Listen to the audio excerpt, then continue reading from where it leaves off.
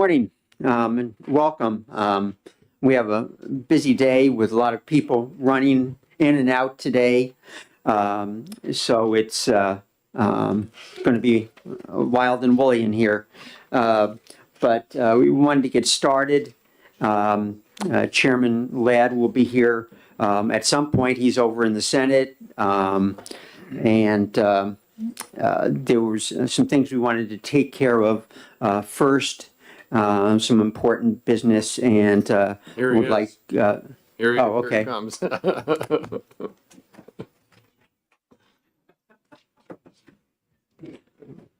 Dramatic entrance. Yeah. Ooh.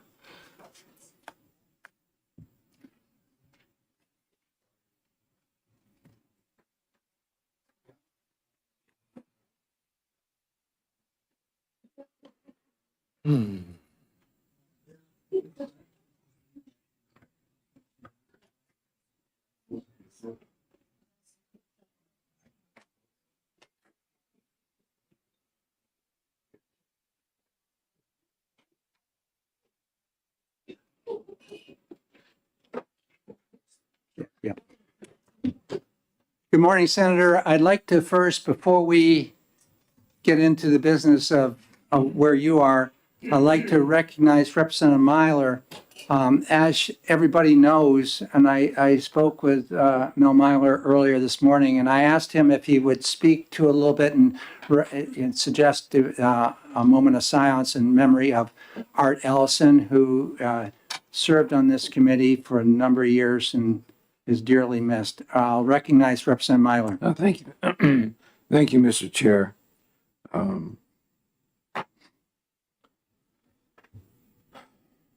Art left us on Saturday morning at 4:30. This was after 2 years of struggle with his own health. And I recall he called me about 3 weeks ago and he said, "Mel, I'm throwing in the towel." And I said, "What do you mean you're throwing in the towel?"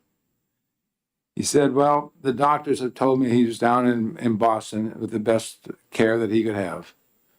He said, they can't do anything for me. So all I want to do is come home."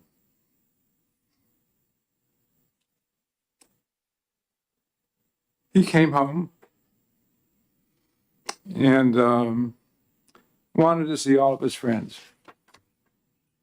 And he basically showed us how to die with dignity. He was in hospice for 3 weeks. In fact, Luna and I said he's going to have to take a deed if he stayed any longer there. But he accomplished the goal that he wanted to. There was a line of people that just kept coming in. Friends from the past that he hadn't seen for a long time. Teammates, he was a big basketball player. And a lot of his teammates came in. We had a chance as a caucus to meet with him on several occasions. And he was an interesting guy. For 38 years, he worked for the Department of Education in adult education. And he provided the voice for those who had no voice. The number of people that had a second chance in their education because of Art was enormous. And he always said to me that that was his goal in life, was to make sure that those who might have made some mistakes early on in their life, that they'd have another second chance. And he basically provided that with a number of adult education programs that he sponsored and worked with to make sure that those individuals who wanted to have that second chance would have that second chance. He did that. So he's gone, but he leaves strong memories for those of us that are still here.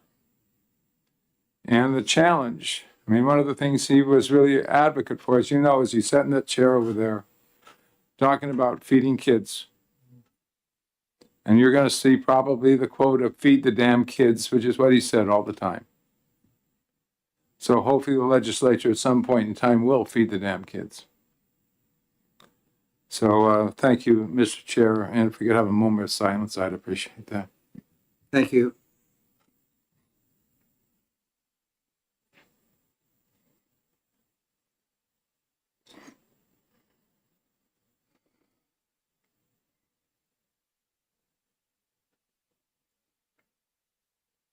Thank you very much. Art, we miss you.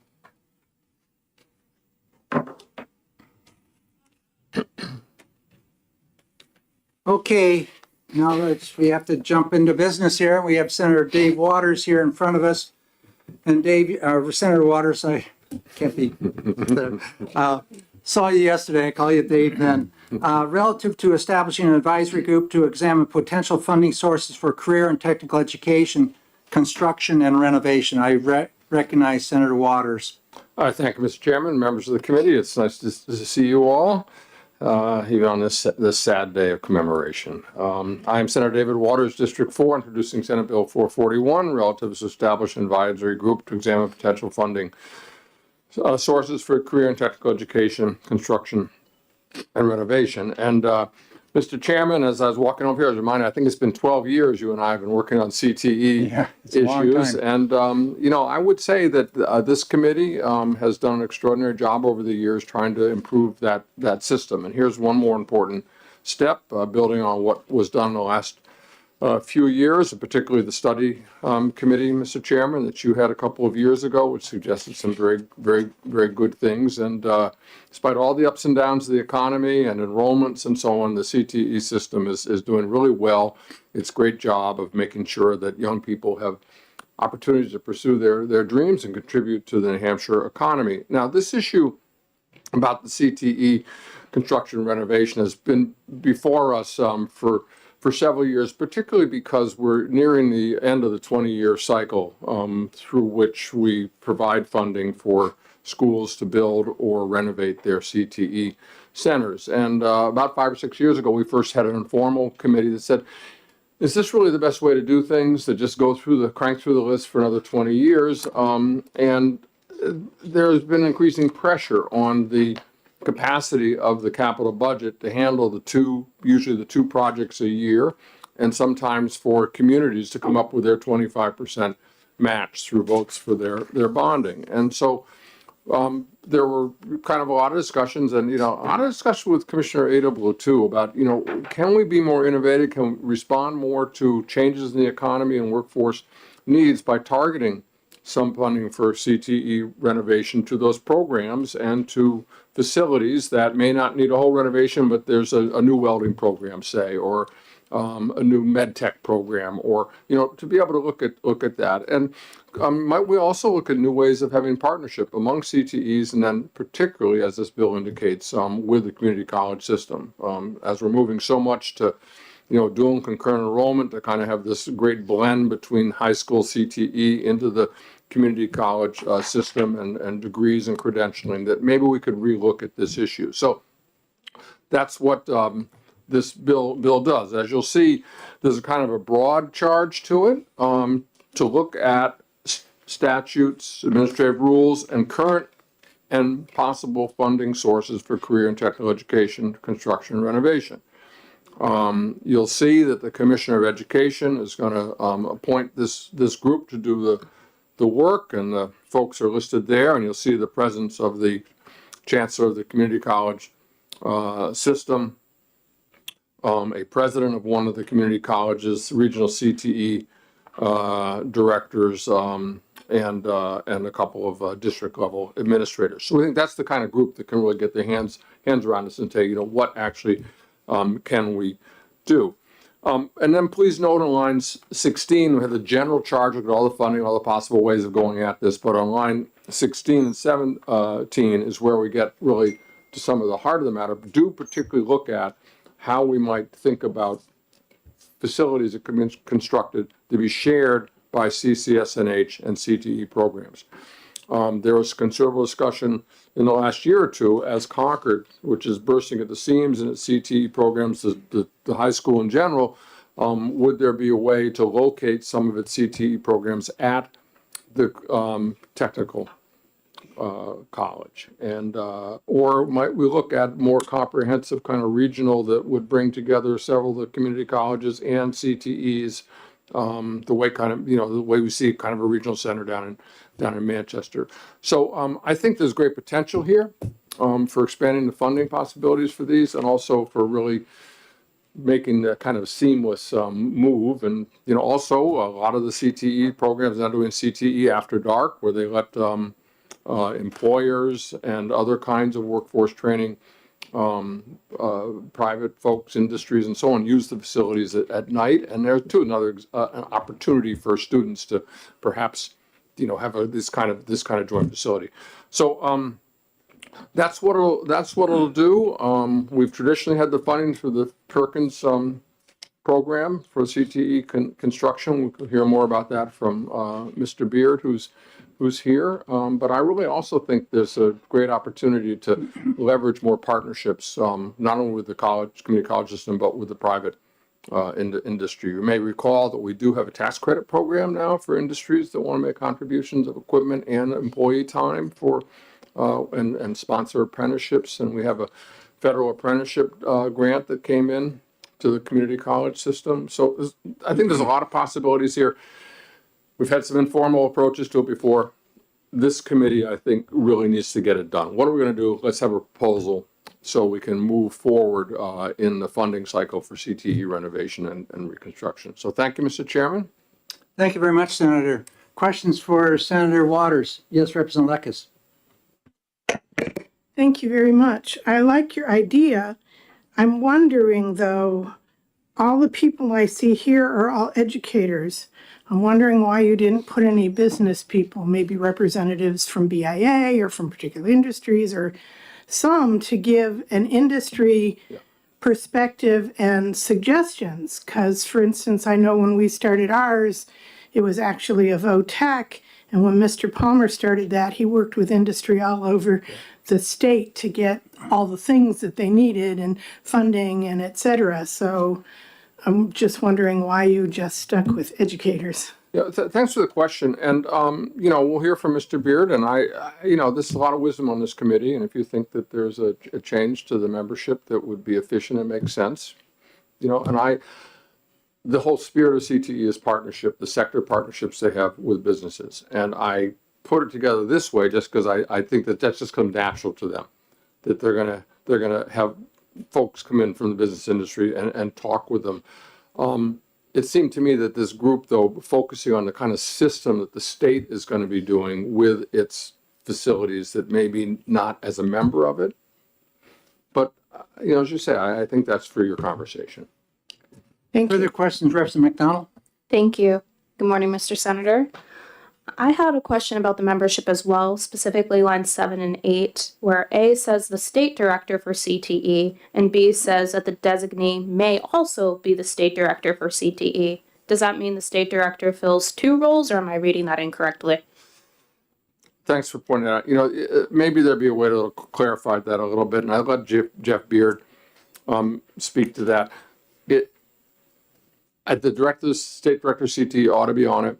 I don't, and the Commissioner of Education may think that it would be good to have somebody else on there as well, Okay. assistant or others. And so that's why it's somewhat ambiguously worded to let that possibility there.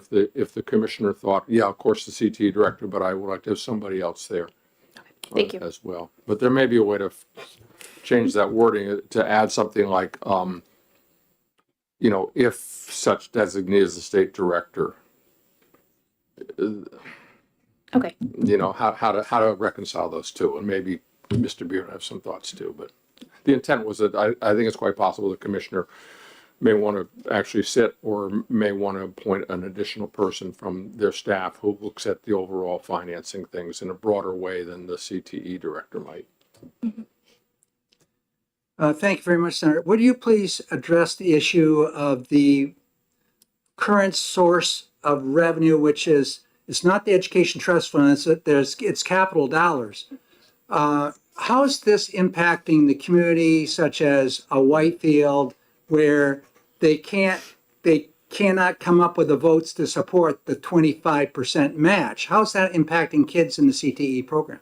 Yes, thanks for that question. And that has been a continuing issue for some communities because, as I mentioned, the breakdown is that we have the Perkins funding, and then through capital budget, the state provides 75%, but the local community needs to provide the 25%, which requires the local bonding. And there are several communities who have, again and again tried and not be able to get there. And so in those circumstances, what has been happening is that if they can't make the vote, then there's another person, one down the list, that the Department of Ed can bring forward to capital budget for those dollars. I think there have been some attempts at some rather creative workarounds for that local contribution, but it is an issue. I think that one of the things this group may be able to look at is that problem, because if we can expand the partnerships to this community college system, to businesses and to others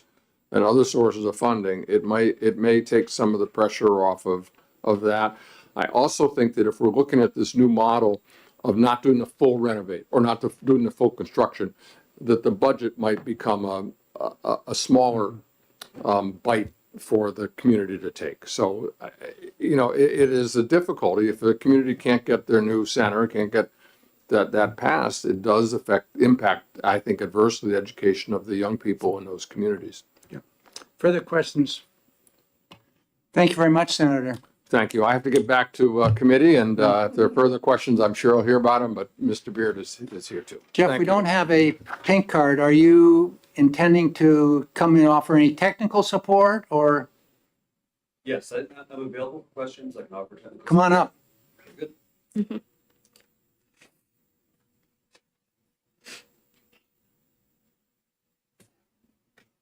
Jeff, question I have involving the higher education, community college with Mark Rubenstein, with the community college system. Do you know that recently, in another week, we're coming out with a higher education report, which has several components which are addressing specifically the community college system, and that is CTEs. How can they merge or work collaboratively with NHTI and other locations? Have you had much of a discussion in this regard with the advisory council? Not with the SB 190, the Yeah. CT Advisory Council. We've talked about it in a general way. I've had a number of conversations with Steve Appleby in the department. And just for the record, Dr. Jeff Baird, I'm the state director for CTE with the Department of Education. Also chair the CT Advisory Council, which includes Representative Ladd, includes Representative Cornell, and Senator Waters, who spoke earlier. Other questions for Mr. Beard? Yes, Representative Lucas. I was just wondering what your input on my earlier question was, and since it looks like you will be a person who's on here, do you think it's better to somehow add some representatives from business on here, or will you just call them in as need be? Because it seems like business needs to be part of this partnership. Yeah, business is always, in industry, is always an essential partner with all of these discussions. This specific working group sits alongside the advisory council, and we do have that industry representation. We have a representative for the Auto Dealers Association, healthcare, the Hotel and Restaurant Association, as well as BIA. So we have those conversations and those discussions. My experience has been that industry is always very enthusiastic participants, but they want to have a specific charge. So my thinking would be to have them come in as needed and really speak to some of the specific needs. Particularly, and Senator Waters had mentioned this, one of the things that will be important is to look at any potential disruptions to the economy, to industries, so that we can really look at planning what are going to be the needs over the next 10, 15, 20 years. Industry input is going to be essential for that, so that we're not unaware of something that's coming down the road. Thank you. Further questions? We have a few moments here, so I'm going to just get off target a little bit, but ask you a question. We passed legislation dealing with CTE calendars and aligning them in the regional areas, and trying to get those to have more than 10 non-aligned days. How are we making progress in that, due to the fact that we need more kids in the CTE program? Is the calendar business getting squared away at all? It is. The regional agreements are starting to trickle into the department. They're still getting developed by districts, but the results so far are very promising. They have not had the difficulty in aligning calendars that we had thought might be the case. So we're making really good progress on that. Looking at how we look at CTE centers will also be interesting. Currently, the definition of a CTE center in statute is the governing board or the school board of the district that hosts the CTE center. So we don't have a brick and mortar building definition of CTE center, nor do we have a definition of CTE program, both of which are I think are essential as we start to look at funding and the structure of CTE. Further questions? I got one more. When we have a center, that auto center that maybe is in working cooperation with Toyota or Ford or GM or Chevy, what kind of investment does Toyota, Ford, GM, or Chevy have in terms of dollars to that center? They often, and Senator Waters had mentioned the tax credit program. They often will donate equipment, but there is a tax credit program for donations of time, money, or equipment. So that there's a combination of students going out to do work-based learning at dealerships, techs coming from dealerships to auto programs to work with students in the high school program, but also if they need something that is a piece of equipment that the Perkins funding, which is the federal funding for CTE, can't cover. Very often they'll be able to get something like a tire, a front-end alignment machine upgrade or something like that. The dealerships have been very generous about donating those things to CTE centers. Thank you. Not seeing any other questions. Thank you very much. Is there anybody else who wants to speak regarding this bill?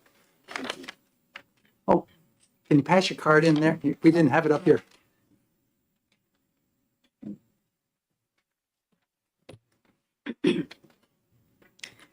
My name is Ann Fowler, and I'm the principal of Concord Regional Technical Center. I just wanted to represent New Hampshire Career and Technical Association that is made up of all the CTE administrators in the state of the 28 centers. We're aware of this proposed bill and we support it, as you can imagine, given the situation we're in where we're all at capacity, not just Concord, but all the other sub-centers and smaller centers throughout the state. It's very important for us to look at this type of proposed legislation and set up a committee where we all have input and say as to how we're going to meet the demand. We have a lot of demand and we just don't have the capacity at this point to fulfill the demand. And in a state where we want students to work, stay, and play, we recognize how important it is in high school in particular to partner with industry, keep the kids here, educate them, give them the skills, and to support the businesses in the need. So part of our model is we have regional advisory boards that meet. We have program advisory boards that meet that are made up of those businesses. And we are constantly monitoring how to prepare the students for the workforce. So a natural evolution of those conversations into the committee that will help make decisions about renovation and remodel is really needed. We need to have this broader discussion because Concord is on a city block and we are bursting and we can't meet the needs of the student demand. We're turning away students. I have a health science program right now. Applications are rolling in at all centers right now. I've already had over 100 applications for the health science program, and I have 40 seats. So that's just an example of one program. We offer 12 programs. So this committee is super important for us to support. That's it. Representative Myler? Thank you, Mr. Chair, and thank you for being here. So my question goes back to your last comment. You have a just in one program, 100 with 40 seats. How do you determine which 40 participate in that Right. program? And what happens to the other 60 that aren't in the program? So it's a blind application process where we ask 3 questions of the student, like why do you want the career? Ask them to tell us a little bit about themselves, and we ask what this particular being accepted in the program would do for them and their future goals. We also have a copy of their student transcripts, and we look at attendance. These are not elective courses, as you can imagine. They're programs where they go to school every day for a full year.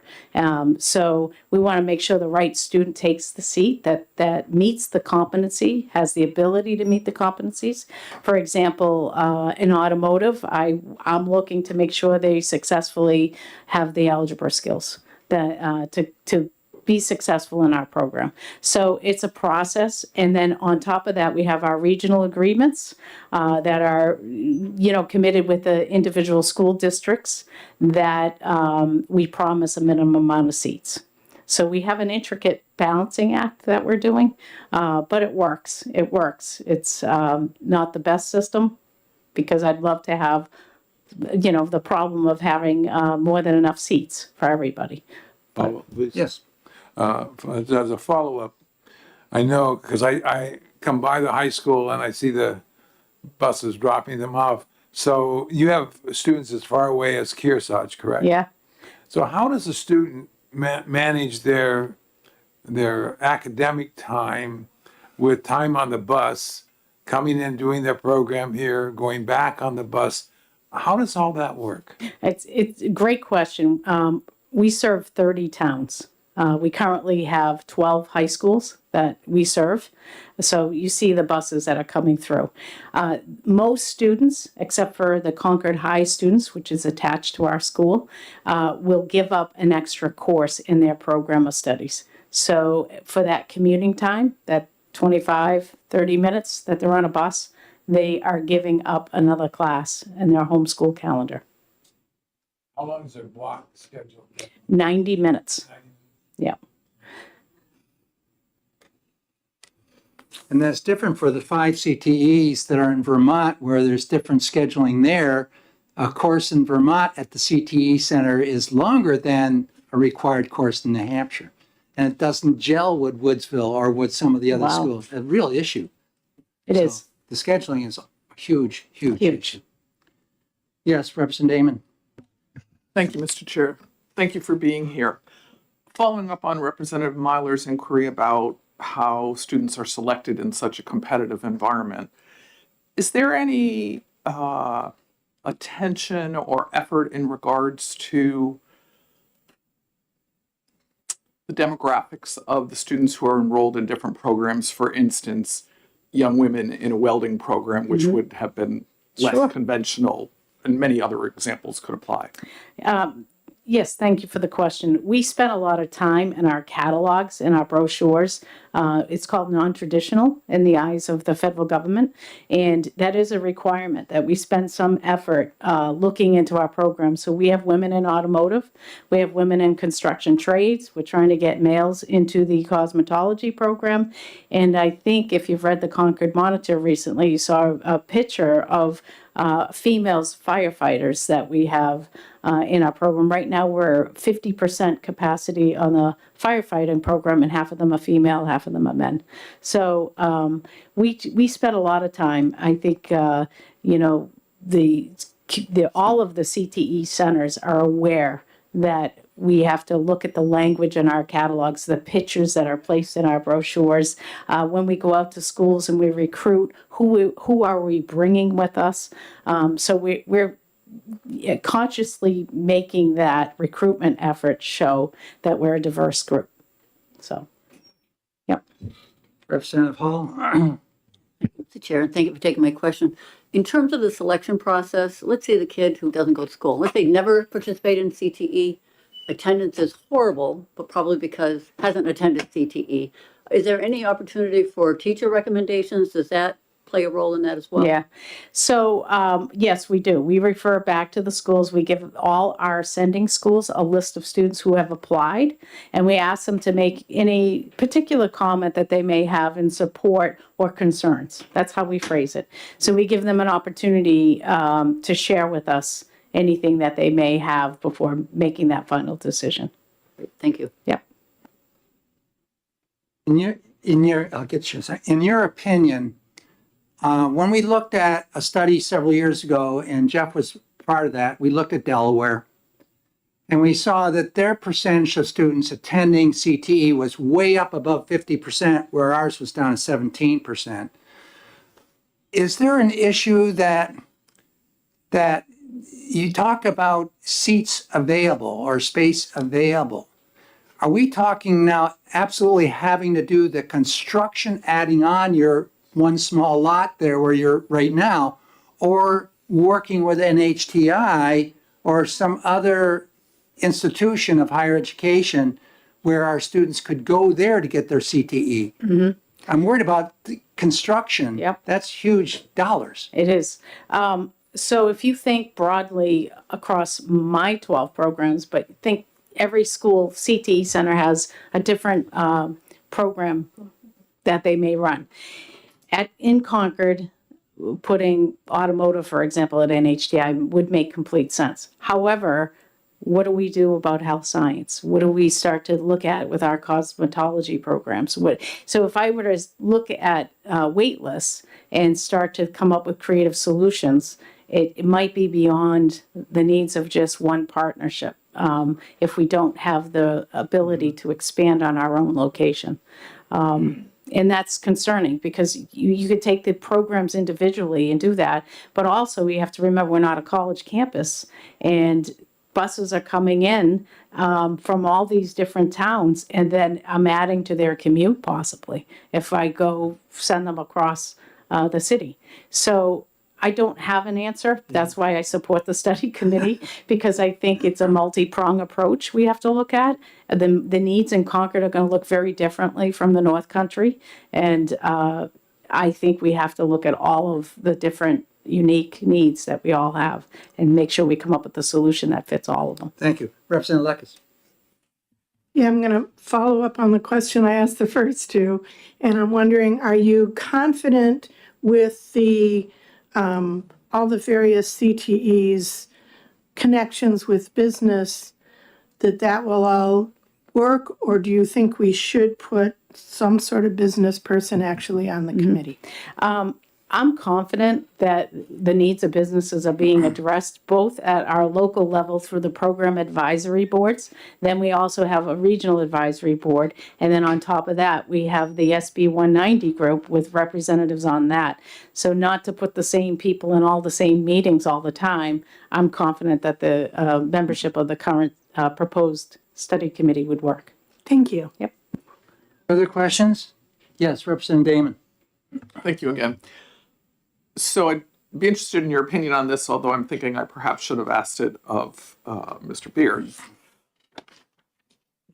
Do we need more CTE centers to decrease, and this is, I know, dollars and pie in the sky, but just as a broad strokes conversation, to address the challenges of kids' time frame, like I'm thinking about the communities that are northernmost in Kearsarge, that's a further distance to get here than, say, Warner or Bradford by quite a bit.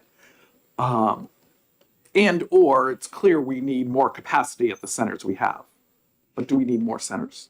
Well, and this is a little bit outside my wheelhouse, but the state gets a flat fund right now, the bare minimum coming in for Perkins, right? Coming into the, to split that pie with more centers are going to hurt the current centers. That's my opinion, and not representative of NICTA, the group that I'm here today. I worry about that because we're not seeing the federal funds that increase to meet all the demands of all the centers, as we're fighting, so to speak, over the same minimum standard of funding. If we add more centers, the current centers get less money.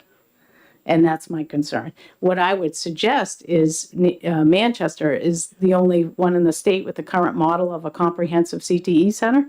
I would suggest consideration of a comprehensive CTE program in the state, a second one, to start, which again costs money, but then the Kearsarge students of the world could take math or English or maybe some other classes with their interest in their program.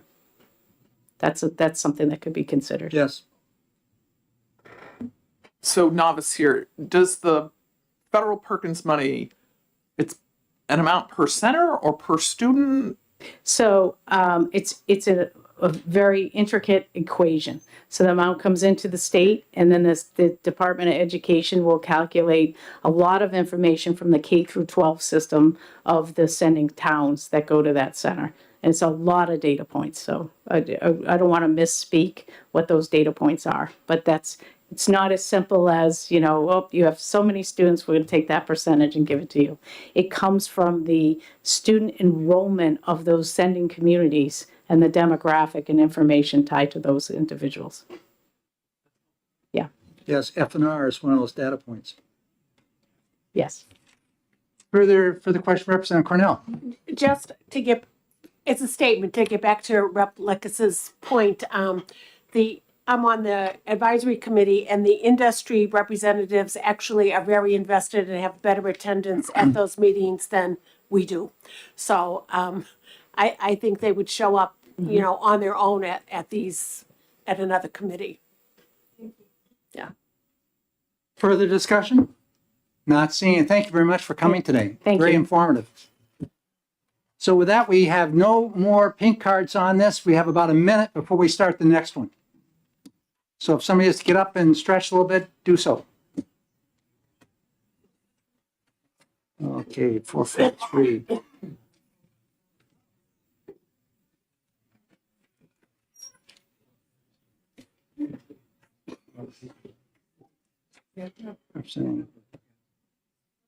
So I don't see Sue here, Prentice.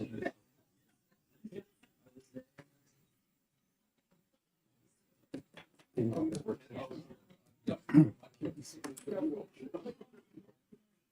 you see the spreadsheets they handed out in there? Yeah. Yeah, I got it too. Yeah. Right here. Okay.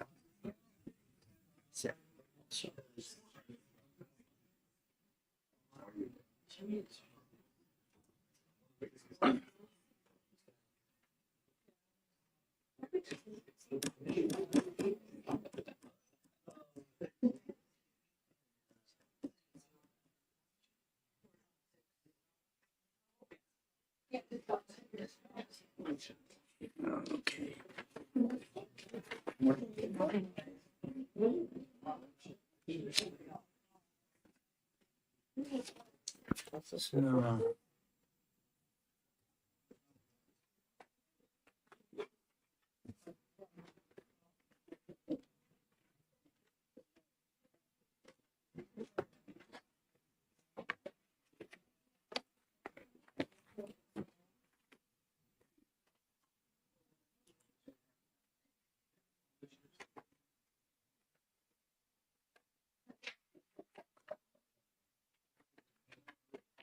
okay, 443.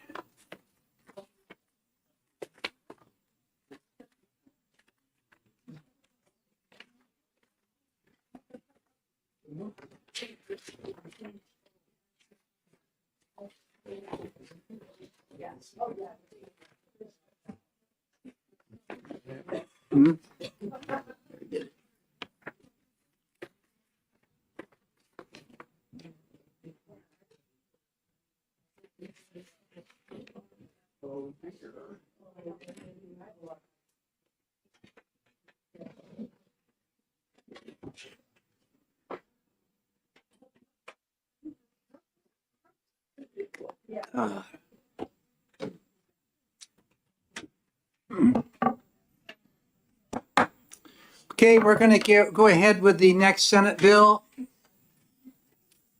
and which is Senate Bill 443, relative to the definition of school transportation vehicles.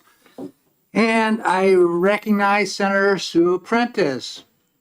Good seeing you again this morning.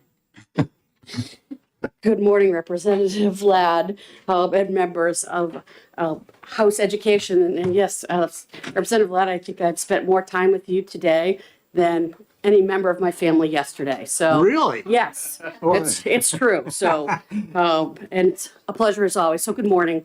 I am here to introduce Senate Bill 443. And this bill focuses on adding a school transportation alternative that are not buses. So originally it was part of another bill. It was in a different section, but we amended off the first part of it and just are focusing on the student transportation vehicle.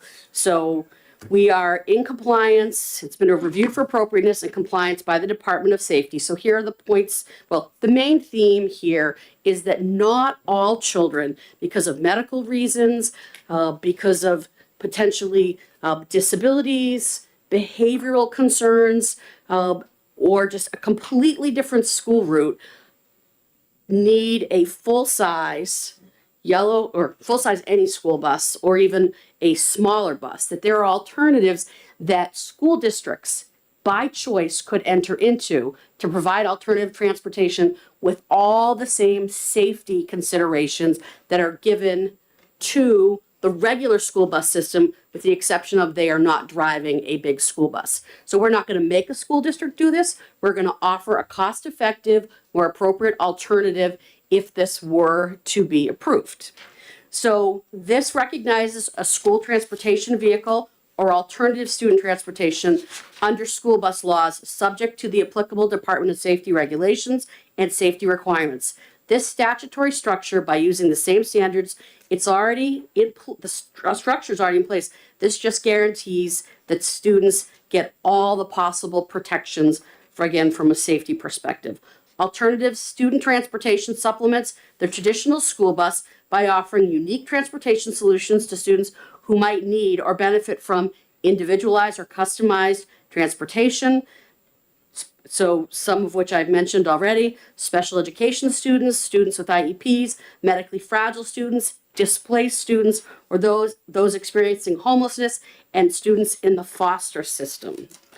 This alternative, again, if a school district should choose to enter into it, would provide flexibility, a completely optional tool in the toolbox for schools looking to provide transportation options to a student population that could benefit from small capacity, more customized vehicles or customized transportation. If this were to become law, it would allow companies that provide school transportation vehicles services to operate in New Hampshire and give schools the option to contract with such companies. In addition to how this flexibility benefits student populations with transportation needs, it could also ease some of the bus route challenges that we face when there is a particular need.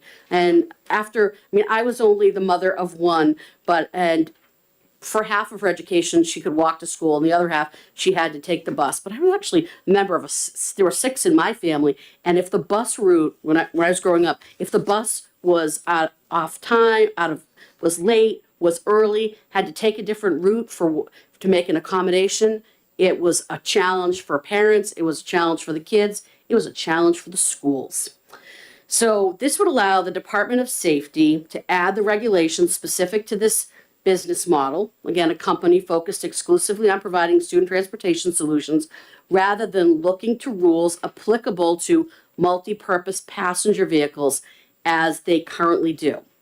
Although school transportation vehicle could likely operate under rules applicable to this provides additional certainty and clarity and recognizes the possible need for differences in an administrative process. So again, this 443, I'm so much better at what the bills are than the numbers this year. 443 would allow for a school district, if they so choose, to enter into an arrangement for alternative transportation for some of the needs that I mentioned, providing flexibility, and it would comply with and complies with bringing the safety considerations that are in place for all children when they are in some form of public transportation, and we're talking about school buses here in particular.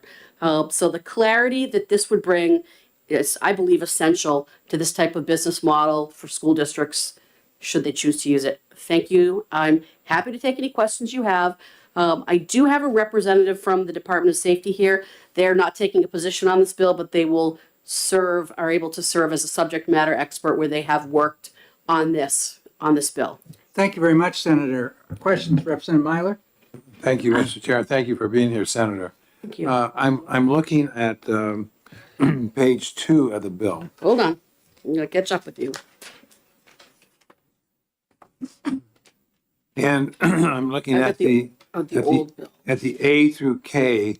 I don't see any criminal records check on here. Is there a reason for They're that? required to have a criminal records check. Even though it's not on this list? They are, and I'm gonna refer to the Department of Safety, but they have all of the same safety requirements put in place, but they don't have to have a CDL to drive one of these. It's on page 1, okay. So as a follow-up, Yes. my presumption then, based upon what needs to be done, an Uber service in Manchester, for example, would they qualify for, if the school district were to try to do this on an individual basis? So I have, Representative Myler, thank you for the question. I'm going to refer to the Department of Safety Okay. on this. I was not considering Uber as part of this because it would be a prearranged mechanism that would probably be routinely used. So not like, hey, I don't have a ride to school today, I'm going to call Uber. We'll let safety respond to that, but that's a really good question. This is a prearranged contractual agreement for these particular situations. Thank you. Representative Damon? Thank you, and good morning, Senator Prentice. Good morning, Thank you for being Representative here. Bowman. Could you explain the meaning on page 2 of the bill, lines 9 through 11? I'm just not understanding what that is saying. So I have a little bit of a disadvantage, Representative Damon, because I am working from the bill that had Oh. section 1 and section 2. Here, Okay, I'll just so bring you. I am, and I'm coming from another hearing that was pretty busy, so I did not have a moment to drop. Thank you, Representative Cordelli. So page So 2, page 2, line 9 to 11, the exemption, basically, but I don't understand. so except in the case, except, are you talking about except in Yes, the the case of italicized. Yes. contents not applicable to or registered or required of providers of school transportation vehicle services under the rules adopted by the director, the file shall include.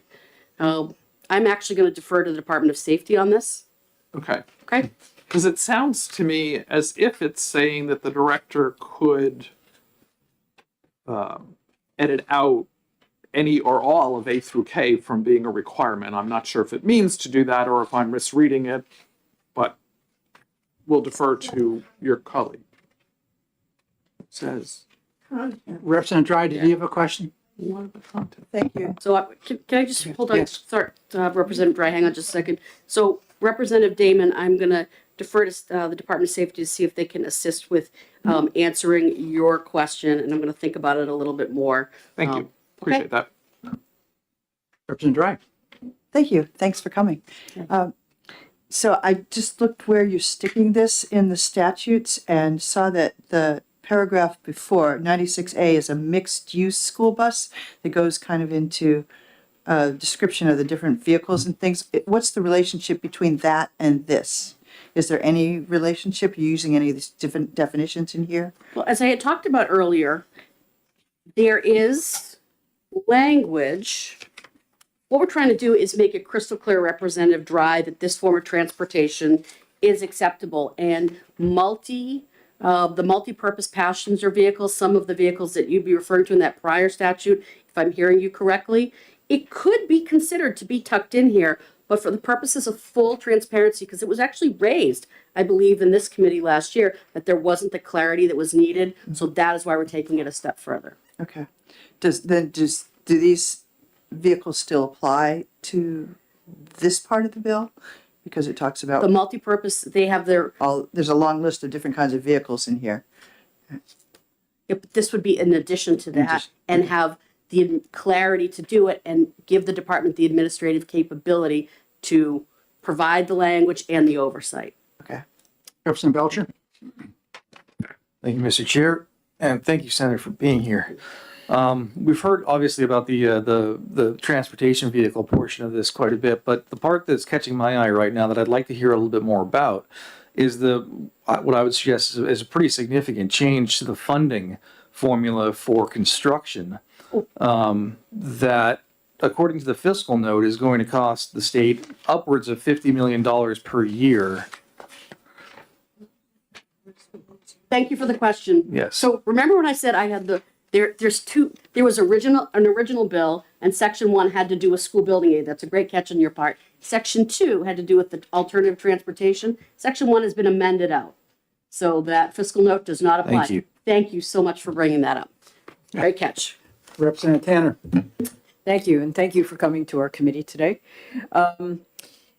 When I was working in school and we were working on like passenger cars to do particularly sports field trips and things like that, the drivers had to have a certain amount of insurance on their car. And I don't see any insurance requirement in this particular thing. Could you, you or the Department of Safety maybe talk about that? So again, I feel the Department of Safety is going to be best to handle this, but Representative Tanner, first of all, thank you for the question. And it is nice to be here and see so many familiar faces in the crowd. Because they have not been able to provide the administrative clarity, okay, this gives them the ability to do that. So they would have to have the insurance, criminal background checks, all of those pieces to align, just like they were a school bus driver, but they're not driving a large bus. So on their individual vehicles, just like when you so I'm going to also take this down a different pathway. If I register, let's say, a limousine in this state, and that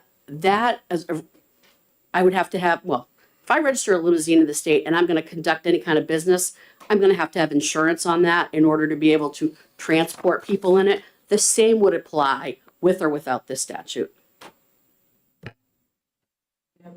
Yes. So this, I thought part of this was that private vehicles would be involved, but this is only a business that is involved, because if private vehicles are involved, for example, I think it was like you had to have 300,000 to 100,000. It's probably a lot more than that now. Liability insurance, you know, on your, that also was for the driver and the car. But if this is a business, then the business holds the insurance.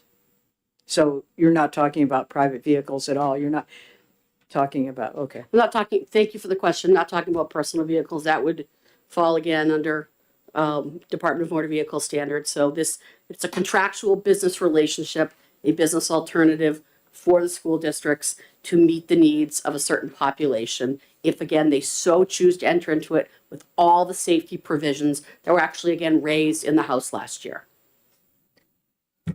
Further questions? Representative Woodcock? Thank you, Chairman Lake. Good morning, Senator. Thank you for coming. I just, if I may follow up on Representative Tannen's question. I know that some of the youngsters in special education that go distances, the parents drive their car and get reimbursed for that as being the transportation vehicle. Would this impact that at all negatively? Where you have this would be an alternative under the just general umbrella? I think, so Representative Woodcock, that's a great question. So, I mean, that's going to be up to the school district and the parent to make that determination. Again, this is just an alternative for them if they so choose to enter into it. So could a family then have this as an alternative, and whether they would or would not have to use this would be between the school district and the family. Yeah. Okay, so, okay. But I think. So, just to be clear, so where there is an existing agreement between the parents and the school district now, this will not negate that agreement. It's not my intention to. Okay. Thank you, Representative Woodcock. It's not my intention to negate that agreement, but I do think that's going to be between the school district and that family. Okay, There's nothing here that says that they would have to sidestep this, because that's an arrangement that's already in place. We're trying to address the many school districts where they don't have this capability. Thank you so much. Thank you, Mr. Chair. You're welcome. You're so welcome. Not seeing any other hands. Thank you very, oh, Representative Myler. So as I read this, this is really an enabling legislation, correct? Yes, Representative Myler, thank you for the question. Yes, again, it allows for, if they so choose, with all of these safety provisions put in place. Not seeing any other hands flying. Thank you very much, Senator. These are Have a- great questions. Thank you very much. And Have a good day. I do have to run back. I Yeah. would love to stay. And if there's anything I need to follow up on, you know where to find me. In Woodsville. Yeah, I know you were. Okay. Yeah. Okay, we're going to jump and go to Lieutenant O'Leary. I know you're here for technical advice or, support. Why don't you come on up, and if we have some questions or if you have something to offer that, that have been questions asked, if you may have a few answers to some of those questions. Yes, sir. Okay, thank you. Good morning, Representative Ladd and members of the committee. Thank you for having me. My name is Lieutenant Jay O'Leary from New Hampshire State Police Troop G.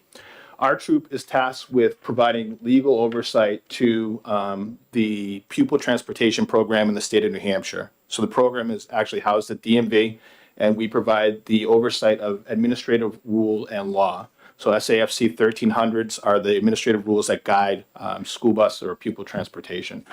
There's two specific aspects to it. It's basically school buses and school bus drivers. So the certification of both of those things.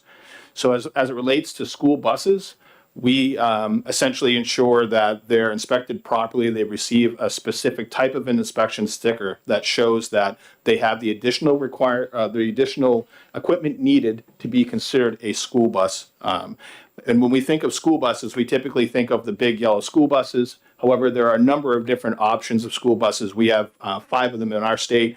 Type A and B are our smaller buses. Type B, C, and D are the bigger, what you would think of as a common school bus. Okay. Then the last class is a multi-purpose passenger vehicle, and I think that's what Representative Tanner was referring to in her question, which is essentially like a van or an SUV that can be considered a school bus, and then that's all contingent upon its use. So if it's an SUV and it's less than a 10-passenger vehicle, then it can be certified as a school bus if it's used for transportation to and from school or to and from school activities, to and from school, home and back. Sorry, easy for me to say. So that being said, in this case, the way that it would work is these individuals would fall under that criteria, that umbrella of a multi-use purpose passenger vehicle, and that would receive inspection just like any other school bus inspection in the state of New Hampshire. So that's where that would fall. In terms of credentialing for the driver would receive the exact same background check as any other school bus operator in the state of New Hampshire. So they would be required to go through a criminal motor vehicle background check that's done by state police, and then a second criminal background check that's done by the Department of Education. Then they must receive 10 hours of training through a certified school bus instructor trainer, and then they receive 8 hours additional training every year to maintain that certification. And then lastly, they take a written test that is comprised of the administrative rule and laws of the roadway, and that's what allows them to be certified as a school bus instructor. So those same things that are happening currently with our school bus drivers and our school buses would be happening in this model that's contained within the Senate bill. One of the questions that came up was, and I apologize, I don't remember, it might have been Representative Damon, I apologize, was about Uber, the Uber question. I'm sorry, I forgot who it was. So as it relates, I'm sorry, Representative Myler. So as it relates to Uber, the difference being in this case is the transportation company must be exclusively engaged in student transportation. So Uber or Lyft, those types of companies are not exclusively engaged, and that's why the term exclusively is so important in this bill, because it is only going to apply to a transportation company that is contracted for this type of transport. As it relates to the question, and this might have been Representative Damon, so I apologize, on the page 2, lines 9 through 11, where the concern was except in the case of contents not applicable to. What that is relating to is not every driver is going to need all of these things that are laid out A through K. The biggest difference being for a passenger, multi-passenger vehicle, they're not driving a CDL bus, which a CDL would require them to have a medical certificate. So because this is a multi-passenger vehicle, they would not be required by the class of license to have a medical certificate. So therefore, we're saying, okay, since this does not apply to that driver, they're not required to have that medical certificate in the file, if that makes sense, hopefully. And that's pretty much, I'm open to answer any questions. Other questions? Representative Damon? Thank you, Mr. Chair. Thank you. You have partially answered my question. So which others of those A to K would likely not apply? You noted the medical examiner's certificate. The controlled substance test results may not be required based on the class of driver's license.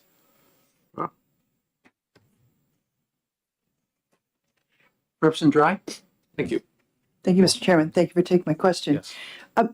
Are there companies out there already, or is this something that we're enabling them to develop?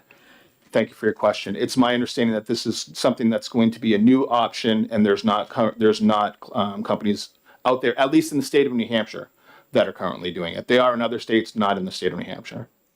You're welcome. Further questions? Yes, Representative Cascadden. Thank you, Mr. Chair. So my question is, how would this be different than what is already on the books for multi-use or mixed-use vehicles?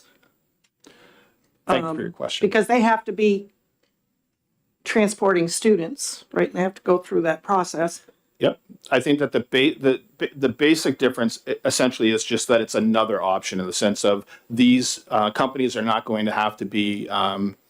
Like essentially, these cars are not going to have to be owned by the school because that option currently exists, Correct. or a transportation company. The main difference being that they're contracting with another transportation company, meaning that it's contracted solely for this purpose, and it's just, I think, another option available to them, is my understanding of it. So doesn't that opportunity exist anyway? Again, I just know that this is another opportunity. I just don't know to the extent. I'm a little bit confused on it too, maybe like Representative Cascadden. Each morning I drive down the road in 25 through Warren, and they have this white van, I think it's a Dodge or something such that, but they have lights on top of it too, Right. school bus, but it's white. Now, would this bill, what would this bill do that's different than obviously the person that's either got a contract with the school in Warren or, I'm just having a hard time seeing the difference between this and what I'm seeing in Warren. Sure. Yeah, as far as the intent of the bill, sir, I can't. I don't know. I don't want to speak on behalf of the senator. I just I know that it's another option that's available, and it's something that's a little bit different.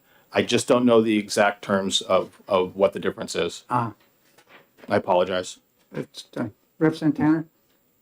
Thank you. I think we, in the past, have had a bill coming in similar to this with a company that wanted to start up in New Hampshire. And you mentioned that there were other companies in other states. And I was wondering if you had any indication of what their safety record was, or whether they were having any problems in other states, or what the history of that is. Thank you. Thank you for your question, Representative Tanner. I don't have firsthand knowledge of what their safety records are. It is my understanding by the program model that we were able to see that they do have additional safety standards that are in place above and beyond the administrative rule and law requirements. So as far as the safety concerns, just based on a business model perspective, not from any statistics that I remember or could show you, the program was designed to have a lot more safety mechanisms in place than what was required by our administrative rule and law. You're welcome. Representative Woodcock? Thank you, Chairman. Yeah, good morning, Lieutenant. If I may go back to your explanation for Representative Damon's question, I don't think I understood it. On line I, the controlled substance and test results. Yes, sir. You mentioned that they wouldn't be applicable sometimes. I was trying to figure out, and I missed the rationale, and I was trying to figure out why. Thank you for your question, Representative. It is it's my understanding that the CDL requirement is what prompts that controlled substance test to be done. So because they have a CDL, they're required to have those drug tests conducted. Yes, go ahead. Thank you. So currently, a regular school bus driver, the big yellow one, Yes, sir. they do or do not have to have a drug test? They do, sir, because they have a CDL license. CDL for the- Yes, sir. Perfect. Thank you, Mr. Chair. You're welcome. Further questions? Yes, Representative Damon. Thank you. I'm following up on Representative Woodcock, who followed up on me. Thank you kindly. So if we were to amend the bill to not exempt controlled substances test results, is that feasible from your point of view to implement that? Thank you for your question. So currently, it's not required for anybody who drives a multi-purpose passenger vehicle. So as it stands right now with the way the administrative rule and law is written, it's anybody who is driving the similar vehicle that would be used in this model is not required to have that drug test. It does not quantify for that because they don't have a CDL license.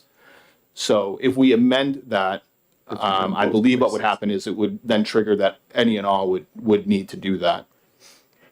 And would that be difficult or would it be feasible to implement? That I don't know. It's not done on our end, so it would be on, I think, the school bus companies. It would be their responsibility to do that. We would just simply audit to make sure it was in the file. Thank you. Are there any other questions of the lieutenant? Thank you very much. Thank you, sir.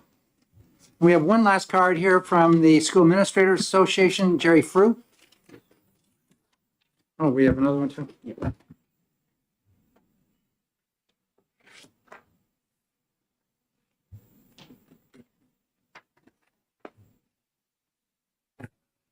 morning, Chairman Ladd again.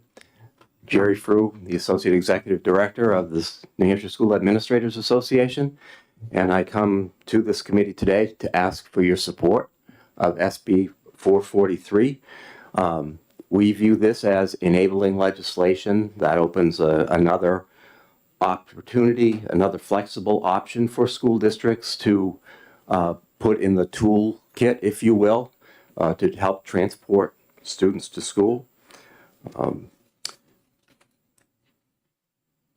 We've understand through the testimony of department that many of the safety concerns that have been brought forward in previous testimony have been addressed. And as I understand it, and when we saw this piece of legislation in the Senate, I did a little homework and a little research and talked to a potential provider of this type of transportation service, because one of the things that I hear loudly and clearly around the state in regional meetings is the incredible frustration of school districts in trying to provide timely and cost-efficient transportation to kids, particularly for out-of-district placements, for perhaps transporting homeless youth, and so that you're aware of how those regulations work. When I was in SAU 16, we had a homeless student that was residing in Stratham and preferred to attend their high school of past residents, which McKinney-Vento allows, which was Pinkerton Academy. So we were transporting a student from from Stratham to Derry, to and from school each day, because that was in the best interest of the child. The parent didn't have reliable transportation, and so the school district was providing that option. In the most recent, in fact, last Friday, I was sitting in the South Central Region group having a conversation about this very bill. And there were 5 districts represented, some of the folks around this table. I believe Manchester, Hudson, Nashua, Salem, Atkinson were all part of that conversation. And they said, Jerry, please, if there is some way that we can have other options to work with so that we can save in transportation, We need that business model. We need that opportunity. As long as kids are safe, vehicles are safe, drivers are vetted, they have criminal record checks, they have clean driving records, and the vehicles that they drive are subject to the same regulations as the school buses in terms of inspection. And so in talking with the potential provider, I asked those questions.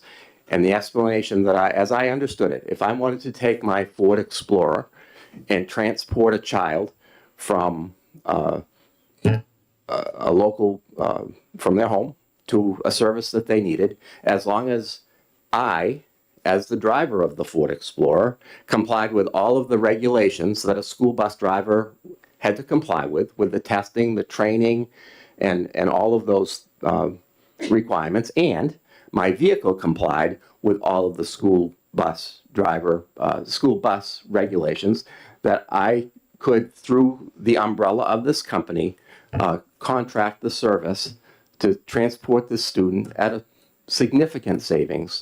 One of the districts that I spoke with on Friday was spending $800 a day to transport one student to a placement because they had to use the transportation. They only had one option to use. This would, again, it's enabling legislation.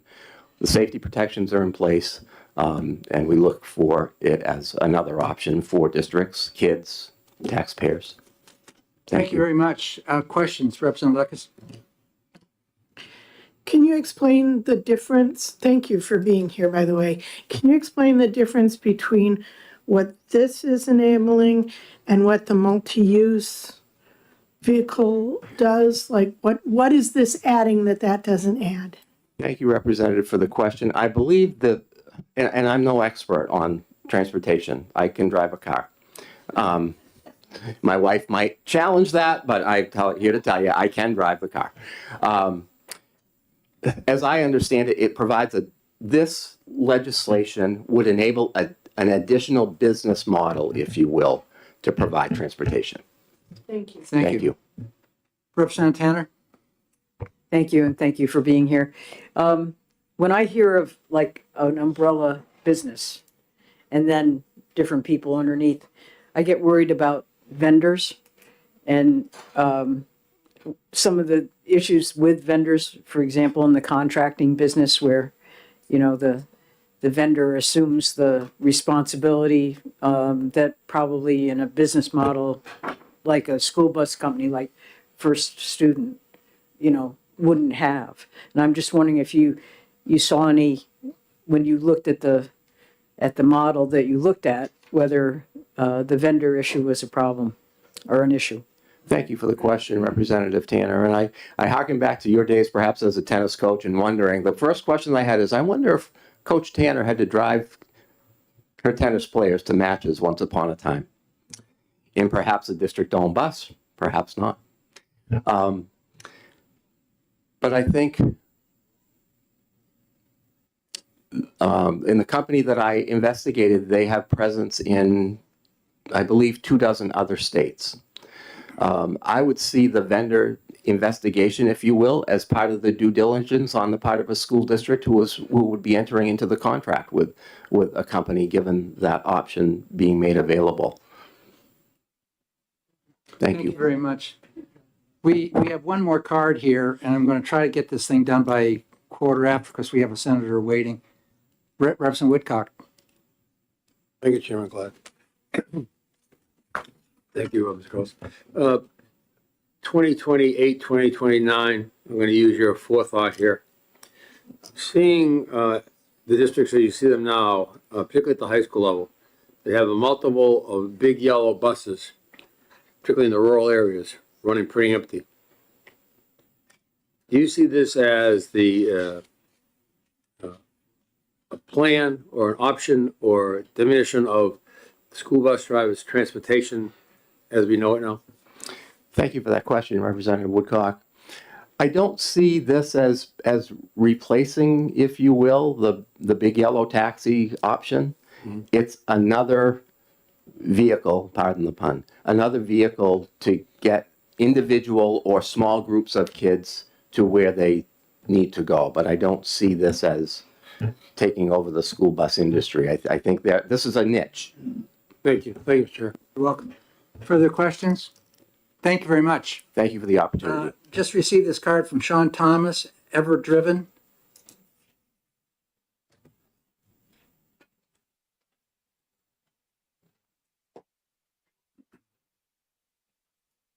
Thank you, Mr. Chair, members of the committee. My name is Sean Thomas. I'm with Demers and Praysol here in Concord, and here today representing Everdriven. So let me tell you, I guess first a little bit about Everdriven. So Everdriven is what this bill refers to as a school transportation vehicle. They currently partner with over 600 school districts in 29 states. I think, commonly they're referred to as an alternative student transportation provider, and by alternative we mean other than a yellow school bus, smaller capacity passenger vehicles. I think a better way to sort of describe this, and you've heard this from Senator Prentice as well, it's really supplemental, and this gets at your question, Representative Woodcock. I mean, Everdriven doesn't compete with the yellow school bus industry. They can't, right? I mean, what they're offering is sort of a given the vehicle size, a very limited capacity, and the intent is to serve students who need or might benefit from individualized transport. So again, and you heard this earlier, we're talking about special education students, students with IEPs, homeless students, foster children. That's really who Everdriven services, and that's what Senate Bill 443 is all about. So when it comes to students who might require these unique transportation options, Senate Bill 443 really offers flexibility. I know you've heard that word already today, but that's really what's at the heart of this bill. It's flexibility. This is a tool in the toolbox of school districts, and importantly, it's completely optional. You heard Jerry Frew say this, and I know Representative Myler, you referenced this before. This really is enabling legislation. Ultimately, this is the decision made by the school district as well as by the parents. So I sort of look at 443 in layers. I think what's before you, 443 is really, it's a foundation or a framework, and a very important framework because it ensures safety. It makes sure that these companies are regulated by the Department of Safety, that all the rules and laws that currently apply to school buses also apply to these student transportation providers. So that's sort of the first layer, Senate Bill 443. It's really that framework. It recognizes this sort of new business model, if you will, clarifies how the rules apply and that all the rules do apply. I think the second layer is, even assuming passage in this, let's assume passage in this becomes law, it doesn't mean much unless a school district decides that it would be a good fit, that they then put out a contract to bid, and that Everdriven or a similar service provider then contracts with the school district. So that again is up to the school district, and I think the third layer is really parents. Parents need to decide, along with the school district, whether or not this type of option makes sense for their students. So there's a number of layers here. We're just dealing initially with the framework.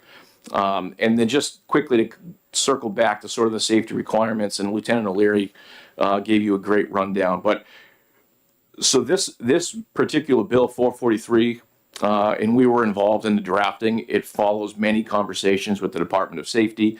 It incorporates the Department of Safety's feedback, and it works. And we've talked a lot about the multi-purpose passenger vehicle. And Representative Cascadden as well as Representative Lekes, you both asked how is this different.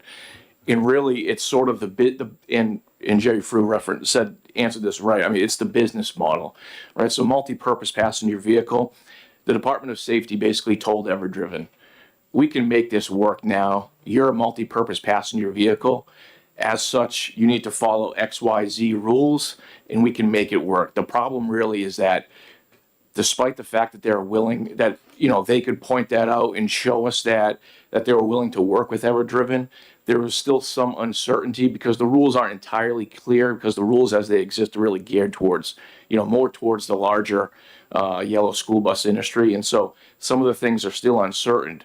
And so what this bill provides is sort of certainty, and it allows the Department of Safety, once passed, to sort of do a little bit of administrative rule cleanup specific to this type of business model. And that's the certainty then that EverDriven, you know, it's an investment in time and resources to enter a new market.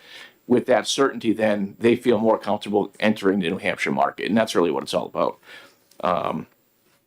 So again, same driver requirements, vehicle equipment requirements, safety and education, background checks, and I'll tell you, I mean, so this bill requires 2 background checks, one by safety, one by education. EverDriven itself requires its own background check, so really you're talking 3 background checks, and that's the same on inspections. So this bill requires your typical annual inspection, a specific school bus inspection. EverDriven requires their own inspection.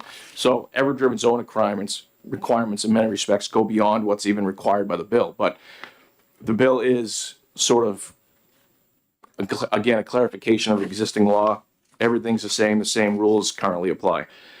And a couple of questions I just wanted to address before I wrap it up. I guess the last one, so I had already talked to, with respect to Representative Cascade and Representative Lecker's question, Representative Damon, your question about drug testing. So currently, as it exists with respect to multi-purpose passenger vehicles, and Lieutenant O'Leary answered this, the drug testing doesn't apply. I can tell you EverDriven requires drug testing. So despite the fact that it wouldn't be required by this bill, they require it. They require ongoing sort of checks as well. So if that was a hang-up, I can speak for EverDriven and say that wouldn't be an issue if you wanted to specifically call that out here in the bill. And just for reference, with respect to what's on page 2 and what you called out there, A through K, these aren't the requirements per se. These are really this is speaking with respect to the file and what documents would need to be held in the file. So I think if that was something you were interested in pursuing, it probably fits in a different area, not necessarily in a file, or maybe in 2 places. But again, that's something we're already doing, and I think it would, if you wanted to call it out specifically, I don't think we'd have any issue. So with that, I'll wrap up my testimony. Again, we worked closely with safety on this. I think it's a good option, provides more flexibility. You heard school districts are looking for options, and so with that, we would ask for your support. And I have a number of handouts which I'll pass around to the committee, and this speaks specifically to sort of EverDriven and their safety processes, including my contact information. So if you do have any questions, please reach out, and I'm happy to answer any questions right now. Thank you very much. Questions, Representative Balboni? Thank you, Mr. Chair, and thank you for taking my question. You mentioned EverDriver's requirements. Can we have a copy of those? Yes, and I'll be passing those around. Further questions? Now seeing Representative Hall. Do you know how many companies comparable to yours are in New Hampshire? In New Hampshire, I don't believe there are any. And I could be wrong about that, but in having worked on this bill, that hasn't come to my attention. I can tell you, so EverDriven, I know there's another company, this Hop Skip Drive provides a similar service. First Student, which is your big yellow school bus provider, they also offer this service. I believe they call it First Alt. So there are a number of providers. I don't know that any are operating specifically right now in New Hampshire. Okay, thank you so much. Thank you very much. Not seeing any further hands. Thank you very much. Thank you. And I will close this hearing and get going with the next hearing here, which is SB 528 relative to trustees of the university system. Good morning. There you go, Chris. You're going to let Jim go first, huh? Chad? Somebody or do it afterwards. Yeah, or just hand it right to Mike over there and he can pass that around, Chad. Yep. Good morning, Senator Gray. Good morning.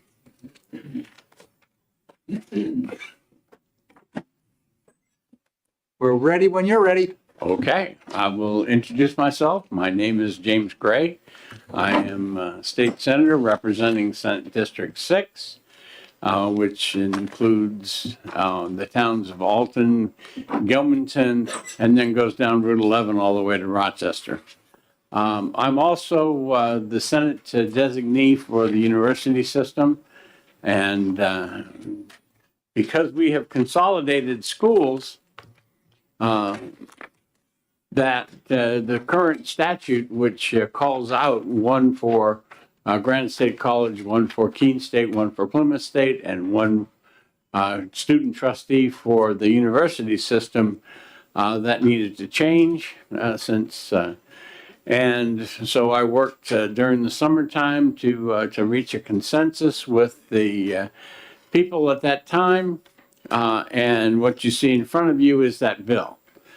Since I drafted that bill, the trustees have voted and they would like to add a third voting member. We've only had 2 in the past for voting members, and they would like to add a third one. I disagree with that, so I have not changed the bill. I shepherded it through the House, through the Senate, the way you see it there. The thing that I would do to the trustees of the university system is I would decrease the number of trustees we have and not increase the number of trustees that we have. And certainly if you look at the populations that these student trustees would be representing, if you have 3 of them, you've got the University of New Hampshire with about, and we'll do it round figures, 10,000, and then both Keene and Plymouth, which would have on the order of a few thousand. So it's a big difference in that the number of students they represent. There's other things that, like I said, that I would change in the university system. Board of Trustees, part of the argument that they give me for saying, well, gee, we'll have 3 student trustees instead of the 2 that we have traditionally had, is that, gee, most of the decisions that they come up with are not controversial at all, and they're usually passed on a voice vote with no opposition.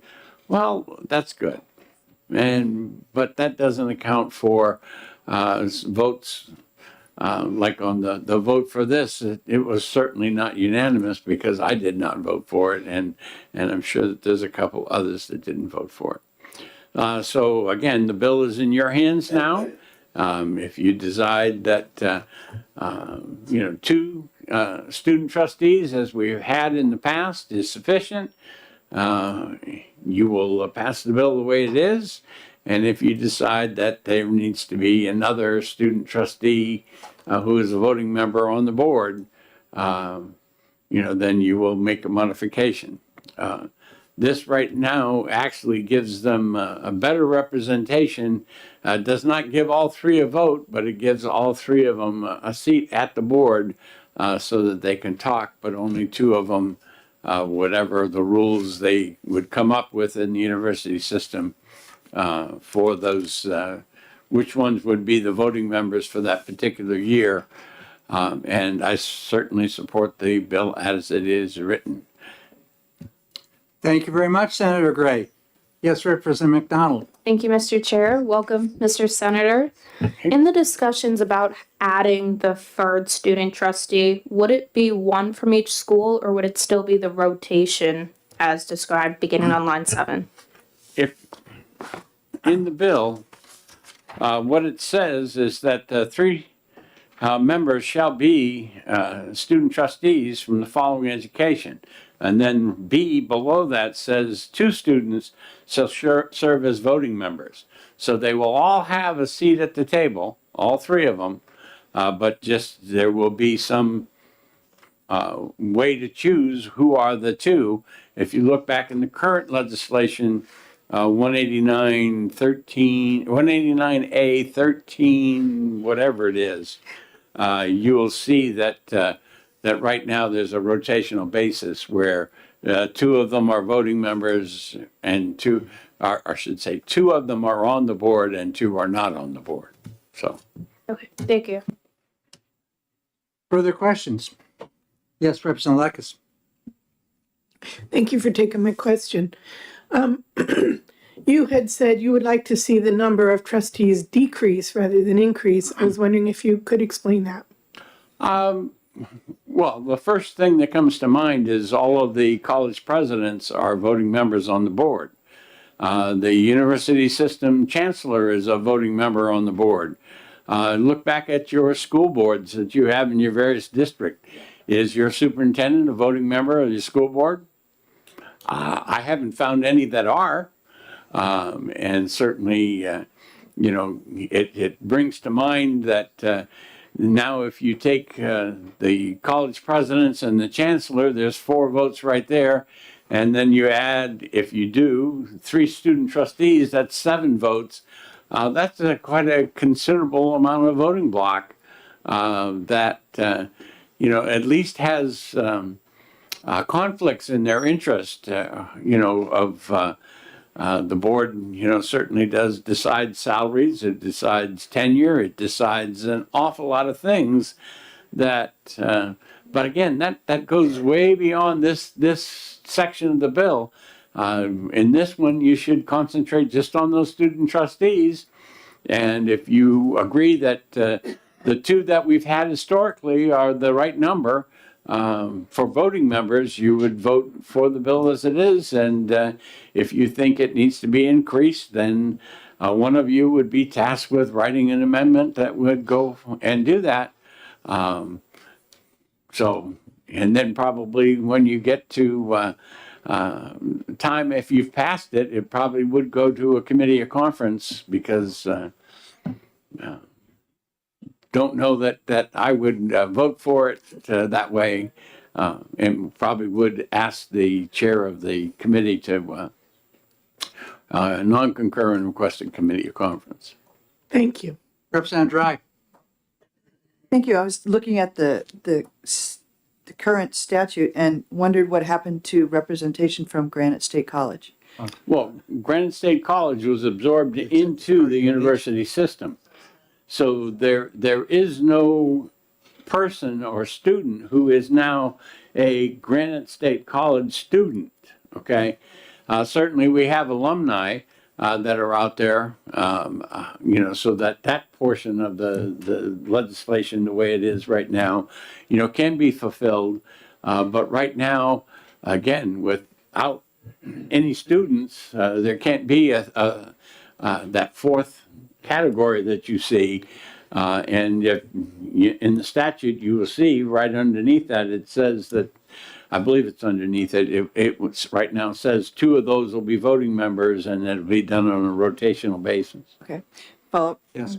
Yeah, that's what I thought. Just wanted to make sure. But if you're talking about a year term, is it possible somebody's not going to be voting during that year term, or is the idea that they rotate by meeting, for example? The way I've structured it, again, the university system would be able to set up those rules on what they would. Certainly the way I envision it is that the voting members would be voting members for the whole year.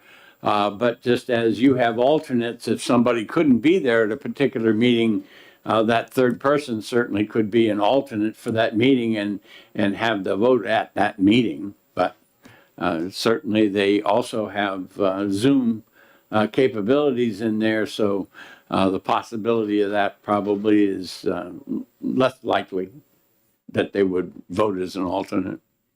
Representative Myler. Thank you for being here, Senator.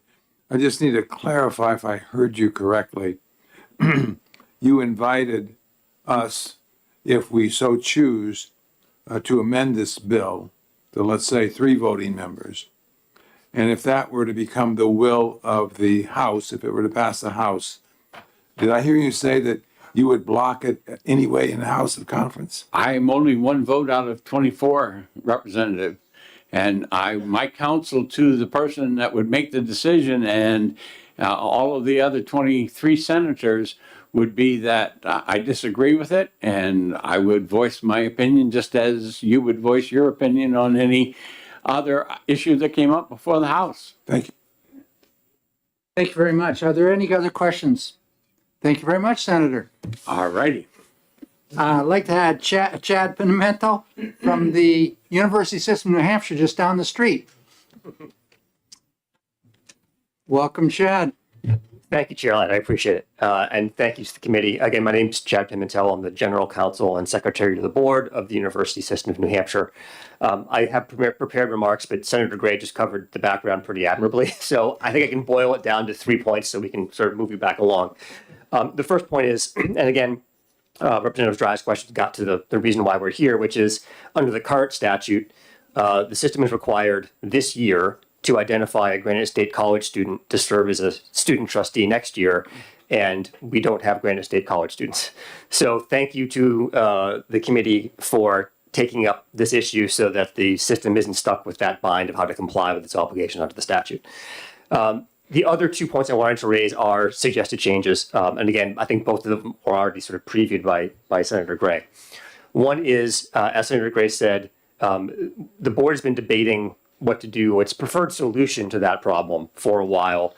Ultimately, where it landed is it suggests that the best way to proceed would be to have 3 student trustees, 1 for each of the 3 remaining institutions, with each of them having a vote. And again, the reasons why a lot of it was just sort of, honestly, just basic fairness. If you know, there's going to be 3 people there, it didn't feel right to have only 2 of them be able to vote. There wasn't a belief that it would materially affect the way the board conducts business. And it just seems simpler. The rotation policy can be a little challenging to implement. 3 schools, 3 trustees, 3 votes seem the easiest way to proceed. As Senator Gray said, the board can and will comply either way, but that is its preferred solution, and we wanted to put that in front of you. Second, Senator Gray also mentioned that a separate part of the statute provides for a Granite State College alumni trustee. The bill as submitted was silent as to the status of the alumni trustee. In the Senate, sort of its own volition, an attempt, I think, to just clean up the statute, added language to this bill that would eliminate the Granite State alumni trustee position as well. Our board never even had a chance to talk about that, what the future of the Granite State alumni trustee position ought to be. And so we would ask that language be taken out so that the board has an opportunity to think about it and put its views back in front of you. I will say that logistically, the problem with the Granite State College student trustee is that, again, there are no more students. There are still alumni. And in fact, we have a Granite State alumni trustee on the board right now who's in the middle of their term. And I think if this bill were passed as amended by the Senate, it would have the effect of tossing that trustee out in the middle of their term, which I think was just done. I don't think the Senate committee even knew that because we didn't have a chance to talk to them about it. So obviously the Senate, I don't want to speak for the Senate, but that's my understanding of how we got there. So those are the 2 suggested changes, but the overall takeaway is thank you for taking this up in general and helping us solve the problem of finding a student who doesn't exist. Thank you very much. Representative McDonald. Thank you, Mr. Chair, and thank you for being here. In regards to the Granite State College alumni that would lose their position as a trustee, could that just be fixed by changing the effective date to be at the end of their term, or how far is their term? The current term is through June 30th, 2025. That is an option. Again, because the board hasn't had a chance, my board hasn't had a chance to talk about this, I can't say whether the board would support or not that. Okay. But you are right. Just for information, yes, the current Granite State alumni trustee's term ends June 30, 2025. Thank you. Further questions? Not seeing. Thank you very much. Thank you. Thank you, Chad. Okay, we have one other bill this morning, and it's scheduled to start right now. So I'm going to close this hearing, yes. And we're going forward with a hearing on SB 374. This is relative to the licensing of part-time teachers. Daly, are you going to be doing it on behalf of? Yeah. Okay.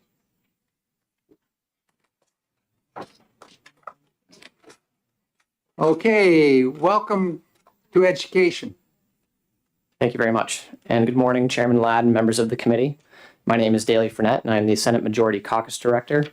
I am here this morning to introduce SB 374FN on behalf of Senator Ennis. SB 374 originally stemmed from a conversation that Senator Ennis had with Commissioner Edelblut regarding New Hampshire's teacher shortage. Several towns in Senator Ennis's district are struggling to find teachers, particularly Franklin. Some of these towns have even begun working with local community colleges to get education delivered.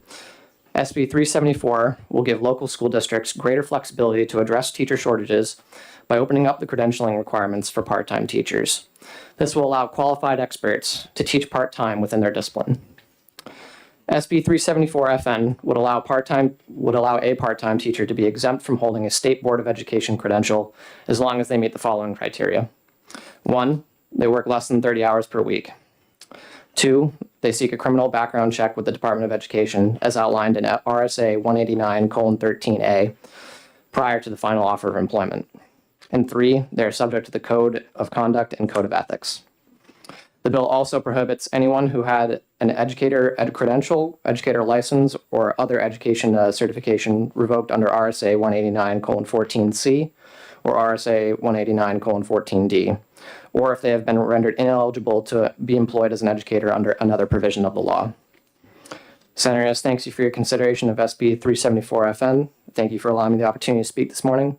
If you have any questions, I'm happy to pass them on to Senator Ennis and get them back to you with some answers. I also believe that the Department of Education is here and they should be able to answer any questions as well. Thank you very much, Daley. Are there any questions?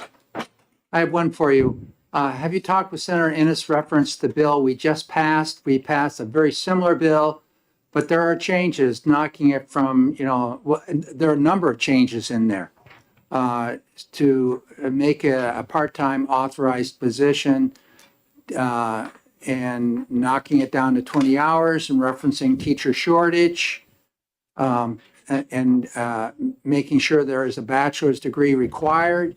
There's a number of issues within the bill which we passed and sent forward to the Senate here. Have you heard any comments from the senator reference that? I have not, but I'd be happy to bring that up with him and get back to you. Thank you. Not seeing any other questions. Thank you very much. Thank you very much. I'd like to have Deborah Hawkins. Deborah. I'm reading Brian and Deborah at the same time. You're probably both on the same page. Brian Hawkins.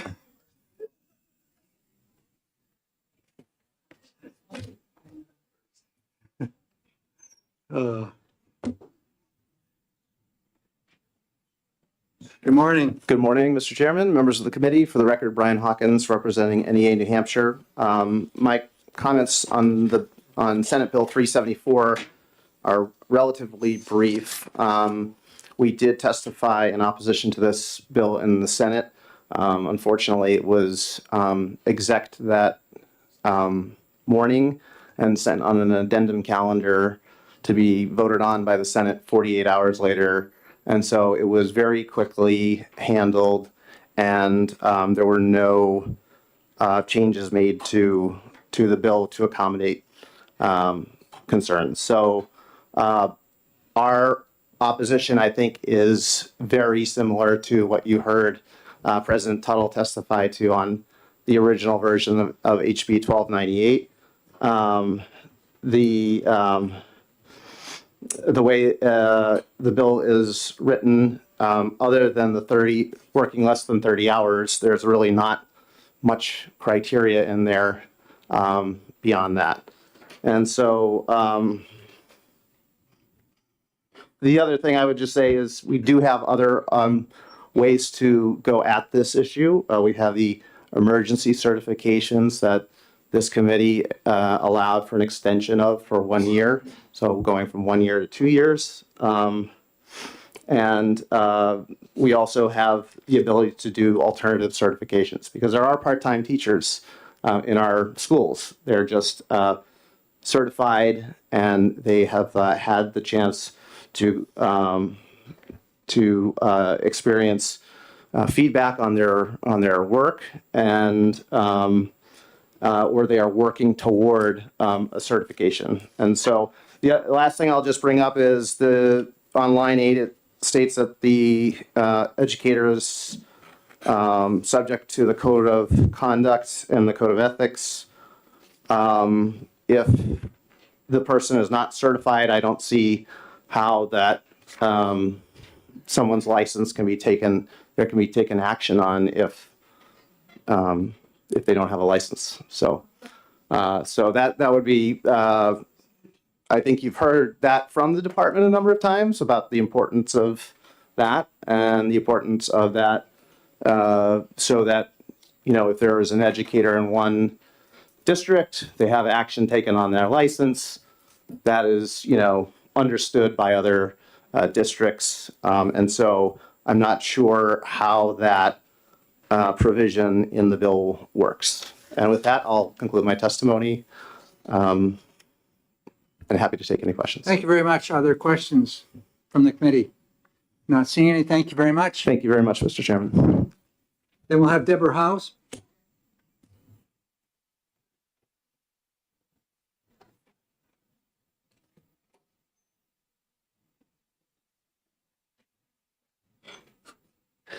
Okay, good morning, Chairman Ladd. Good to see you again. Good morning. Let's see, I'm here to testify on Senate Bill 374 about certifying part-time teachers. I'm here on behalf of our 3,700 members across the state, mostly in K through 12 public education. We do oppose this bill. We oppose hiring uncertified part-time teachers. We do understand there are some content area experts that can be useful to bring into schools for specialized programs as guest speakers, things like that. But content area expertise does not make one a teacher by itself. That is not the only thing that makes one suitable for the classroom. Knowledge of a content area is important, and it can be a great asset in a student's learning experience to have contact with someone who has that specialized knowledge. But there's a lot more to teaching than just knowing your subject. You need to know about child and adolescent development, how learners learn. You need to know about pedagogy and teaching methods, how to differentiate lessons for different sorts of learners, students with learning challenges. You need to know about classroom management, engaging student attention, and sustaining student attention. These are all part of the art and craft of teaching. And if someone has not gone through a teaching program, if someone has not gotten certification, where are they going to get that kind of knowledge, that kind of skill? And if you are not a certified teacher, or if you are not in one of these alternative certification programs where you are working towards your certification, and therefore at least taking some kind of cohort or classes to gain that knowledge, how are you going to do in front of students? I want to share a little story with you, and this goes back a few decades. When I was in high school, our geometry teacher had to be out for a planned absence. He had surgery coming up. They hired a sub for a couple of weeks who was a lovely retired gentleman from a defense contractor. He knew his subject. He knew math. He was an engineer. He used it in his career. He didn't know anything about teaching. So he was very disappointed in us because we did not understand math the way he did. He didn't understand how to communicate with a bunch of high school sophomores who didn't understand math. And he got very frustrated with us when we just didn't get what he was trying to explain. And saying it over again, slower and louder, didn't help us get the idea. Can you imagine what you're setting students up for? You can have the best experts, but if all they know how to do is say it slower and louder and get frustrated, you're setting everyone up for failure. Please find SB 374 inexpedient to legislate on behalf of all of our kids and some very frustrated geometry students a couple decades ago. Thank you very much. Thank you very much. Are there any questions from the committee? Not seeing any. Thank you. Becky Wilson?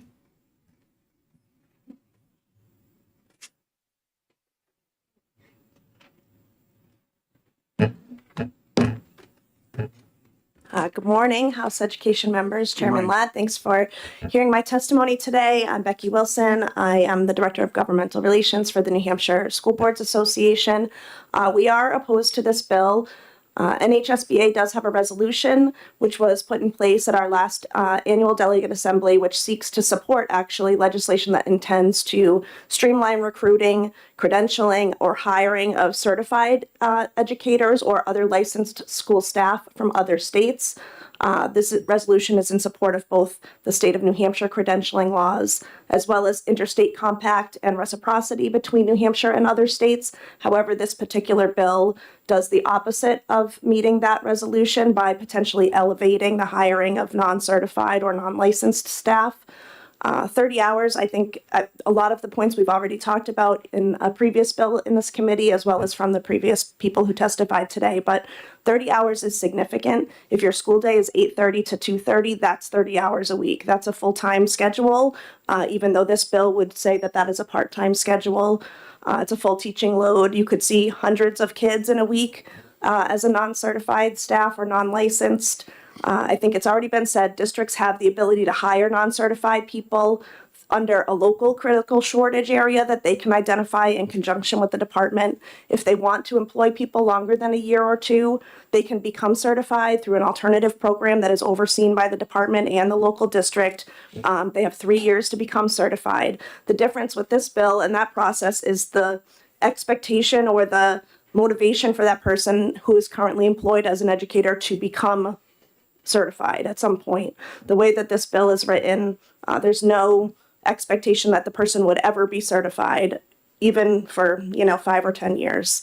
In addition, I just want to highlight that this committee and other committees have passed significant legislation in other sessions and currently that require or have the expectation of educators using specific types of pedagogy, certain focus on certain instructional strategies, classroom management, positive supports, the ability to differentiate instruction, to design formative and summative assessments and align them with state standards. This bill is making the presumption that anybody who has some content knowledge, if they even have that, is going to be able to be an effective educator and appropriately act as an educator and meet all of the expectations that have come out of this legislature. Without any teacher prep expectation ever. So I share the concern about, I'm not also sure what happens if they fall under the code of conduct and they violate the code of conduct. So what? Like what happens? They go on a list. We have a list of educators that are have either surrendered their licenses or are not able to be hired because their licenses have been revoked. I don't know what list these particular people would go on or what you're revoking because that's just not spelled out in the bill. Happy to take questions. Thank you very much. Are there any questions? Yes, Representative Cornell. Thank you. Thank you for taking my question. It doesn't say in this bill what areas they could be hired in. So one of the questions I have is somebody could be hired to fill a special education position without any background in special education and no idea of how to follow an IEP. And that would be for full 30 hours is full time. So am I reading that correctly, do you think? Or Thank you for the question. Yeah, and there are some specific programs in specific areas that would be considered, I think, critical shortage in lots of districts, special education, CTE, some of these other really specified programs. The problem is that I believe the federal laws for IDEA, for example, would supersede this particular qualification. So you would actually still need to be certified. So I'm not sure the person A could fill the position, with fidelity, or B, that it would meet the needs of the school because the person can't do some of the things that they would be required to do under that position. Further questions, Representative Dry. Thank you. Thanks for taking my question. I just wanted to address the resolution you were talking about. That is to streamline recruiting or hiring part-time, full-time, both? Educators, thank you for the question. Educators that are licensed in other states or where there could be reciprocity with other states. Right now, we don't have that in New Hampshire, so that resolution is meant to try to increase the pool of people who potentially were licensed in other states for other similar positions, that they could streamline the process to become certified in New Hampshire. Okay. Well, yes. Yeah. They don't have this similar problem of just lack of people applying from things. I'm just wondering where they'd come from. Thank you for the question. They, meaning other states, don't have the same. I think teacher shortage across the nation is a concern, and I think that's what the focus of the study commission was on. I think we still strongly believe as an association that educators should be licensed, that is there for a reason, that teacher prep is important. We're putting people in front of our most vulnerable population. We need people who have had some sort of preparation to do that. Further questions from the committee? Thank you very much. Thank you. I don't have any other pink cards in that, but I see that, Steve, you're here today. We've heard the term reciprocity, and that's a term that's oftentimes confused, thinking just there's reciprocity, we automatically accept something from another state. I don't believe that's the case. Could you please explain? Yes. Good morning, everyone. Thank you, Chair Ladd, and thank you, Representative Steve Appleby from the Director, Department of Education. The term reciprocity is thrown around a lot, and the truth is most states do not have true reciprocity, which means I show you my license from another state and the receiving state just hands them a license. What we do have is, I would consider it partial reciprocity, so that if someone holds a license from another state and they come to our state, we look at the requirements they fulfilled to receive that license and look at that versus our requirements. And very often, the only difference is testing. So for example, our state requires Praxis Core testing to test basic academic skills, or that an applicant substitute, instead of Praxis Core, they can substitute an SAT or another standardized national exam and above the 50th percentile, and then we'll take that exam in place of the Praxis Core. So while we don't have true reciprocity, most of the time we're pretty close. But that's the difference. And most states do not have true reciprocity. They may say they do, but in fact, they do similar to what we do, which is they have some state level requirements. So for example, Georgia requires all educators to know Georgia history. It's actually in their statute. And if you move from New Hampshire to Georgia with an elementary ed license, you fulfill everything else, but you need to show them that you know Georgia history. So that's the rub with reciprocity, so to speak. New Hampshire history doesn't cut it, does it? Representative Terry. Thank you. So do I understand you saying that if a teacher were to come from another state and there existed partial reciprocity, which, as I'm thinking out loud now, there would be partial reciprocity with respect to all the other 49 states. Does that mean that you evaluate that person's license, and if there is a difference that you consider to be a deficiency, that is what would need to be made up, but the other areas where there is agreement between the state in which the person was licensed in New Hampshire, you could basically check that box off, so that in the final analysis, only where there existed a substantive difference, that's what would have to be made up. And if that is the case, how long would that person have to, would that person not be able to be provisionally certified, but would have to become certified in that area where there is a difference, or 2 or 3 areas, and then could be certified? Thank you. Yep. Thank you for the question, Representative. So talking 50,000 feet here, not in specifics, because there's an exception to every situation. But generally speaking, what you articulated is correct. They would only need to fulfill the missing requirement for our state. So if they came to us from Georgia with an elementary ed license and they had taken elementary ed praxis testing in Georgia, they had had a bachelor's degree or higher, and Georgia had accepted that. They had taught under that license in Georgia, and we have a provision in our rules around teaching or practicing under the license in the role, because some states give out emergency licenses to, like we saw with Arizona during the pandemic, to pretty much anybody that applied with no requirements. So we have a few little tweaks, but by and large, yes, they would have to fulfill the missing piece. And in the interim, so Concord wants to hire that individual. That individual is missing Praxis Core testing. They have to take the test. what can happen is they can go on an intern authorization and start teaching immediately, and they have up to 3 years on that intern authorization. So they would have theoretically up to 3 years to fulfill that requirement. And then they would be eligible for full licensure in the beginning or experienced educator license, depending what they had in their home state.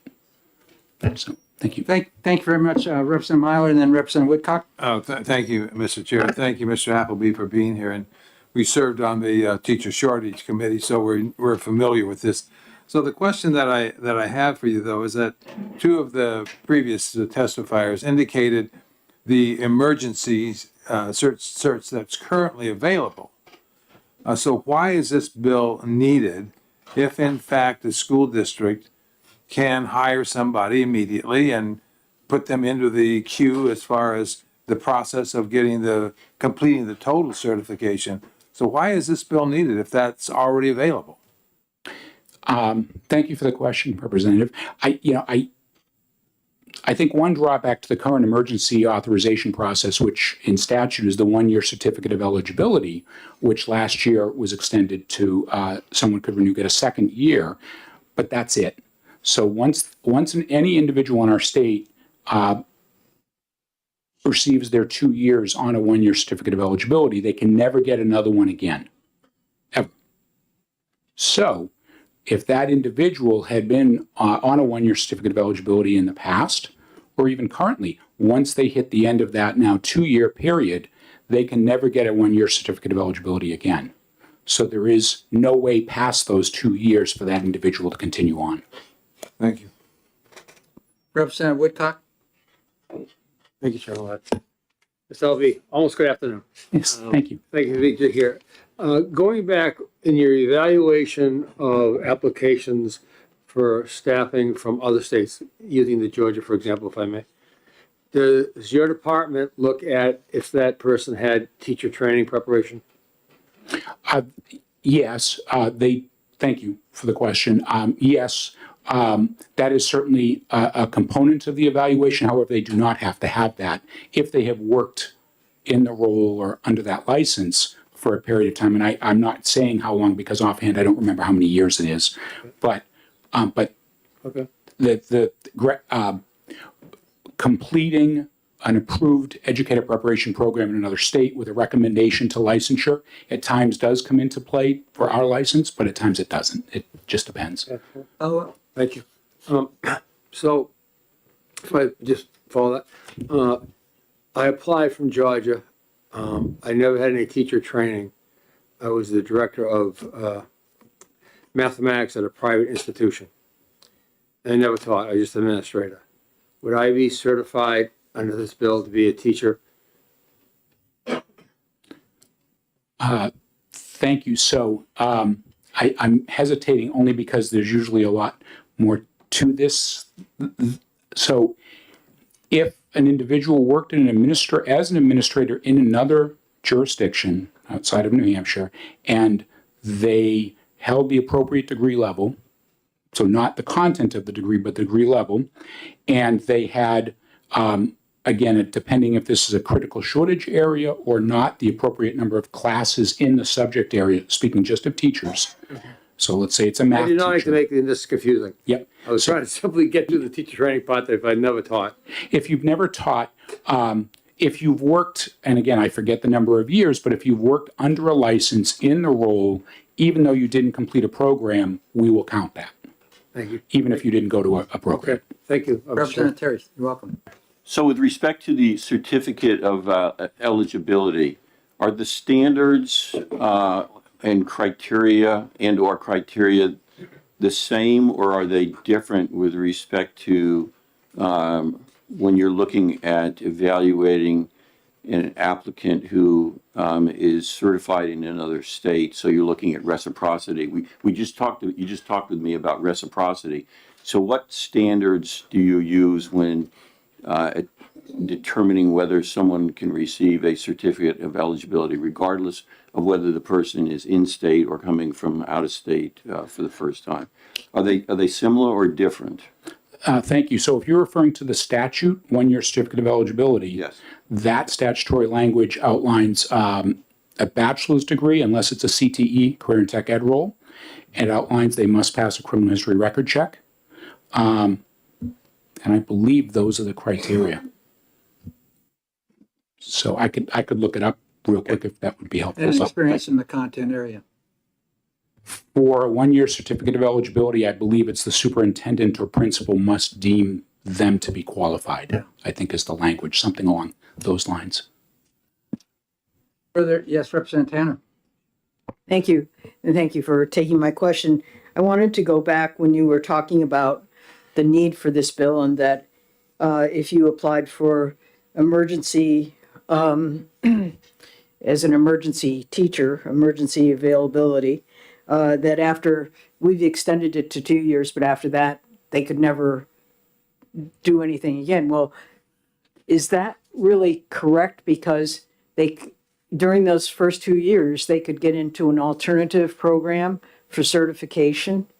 They could go to a teacher training school and get certified. So it isn't like you're in for 2 years and then on an emergency certificate and then that's it forever for your life. I mean, that's what it sounded like. That isn't really true, is it? Yes, so I was speaking of if the individual, many individuals, thank you, Representative, many individuals who pursue the one-year certificate of eligibility aren't doing that. And that's what I was speaking to. At the end of the 2 years, if they haven't done anything else, that's it. Further questions? Yes, Representative Cornell. Thank you. Thank you for taking my question. But this bill doesn't require any kind of credential from anywhere, even another state. It seems like it only requires a criminal history check. It doesn't require a state board of education credential from anywhere in the country or any kind of background in the subject. It just says a criminal history check. Yeah, Correct? thank you. You're reading that correctly, yes. Okay, thank you. Further questions? Not seeing, thank you very much. And we have no further pink cards on this, so we're going to close this hearing. And we'll be breaking for lunch and coming back.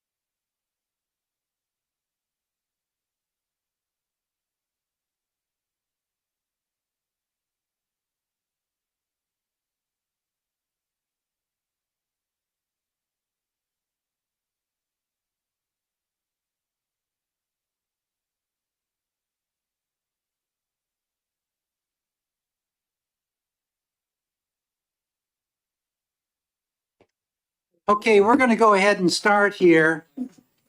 For the Senate Bill 378, this is relative to the Performance-Based School Accountability System Task Force. Before I invite Senator Ward up, these books which you received here, this is the LBA report, audit report on due process, which we will be having a presentation to this committee on April the 3rd at 10 o'clock in the morning. So that's April 3. You might put that, it'd be coming out in the calendar. So Senator Ward, you're welcome to come up and present 378. This is a performance-based school accountability system. Thank you very much. Task force. And I have no pink cards in this bill. So, I am Ruth Ward from District 8, and I'm here to introduce SB 378. It's a request by the Department of Education. The department is trying to implement state accountability through the measurement of for the adequate education as required in RSA 193-E. Through this implementation, there has been criticism of the existing process that is in law and whether it reflects the definition of an adequate education. The department believes that the PBAS measurement should continuously be improved. The department is reenacting a task force previously in law that consists of practitioners and will work under the advisement of the legislature to ensure that the PBAS measure reflects the definition of an adequate education, as well as a process that can be implemented by the department and New Hampshire Public Schools. I know the department is here to testify, so I would respectfully have any questions that you would like to have deferred to them. I think they would do a much better job than I could. Thank Senator you. Ward, very tactful. Are there any questions of Senator Ward? You got your wish. You're off the hook. We figured we'd honor your request. So Kate and Nate get it.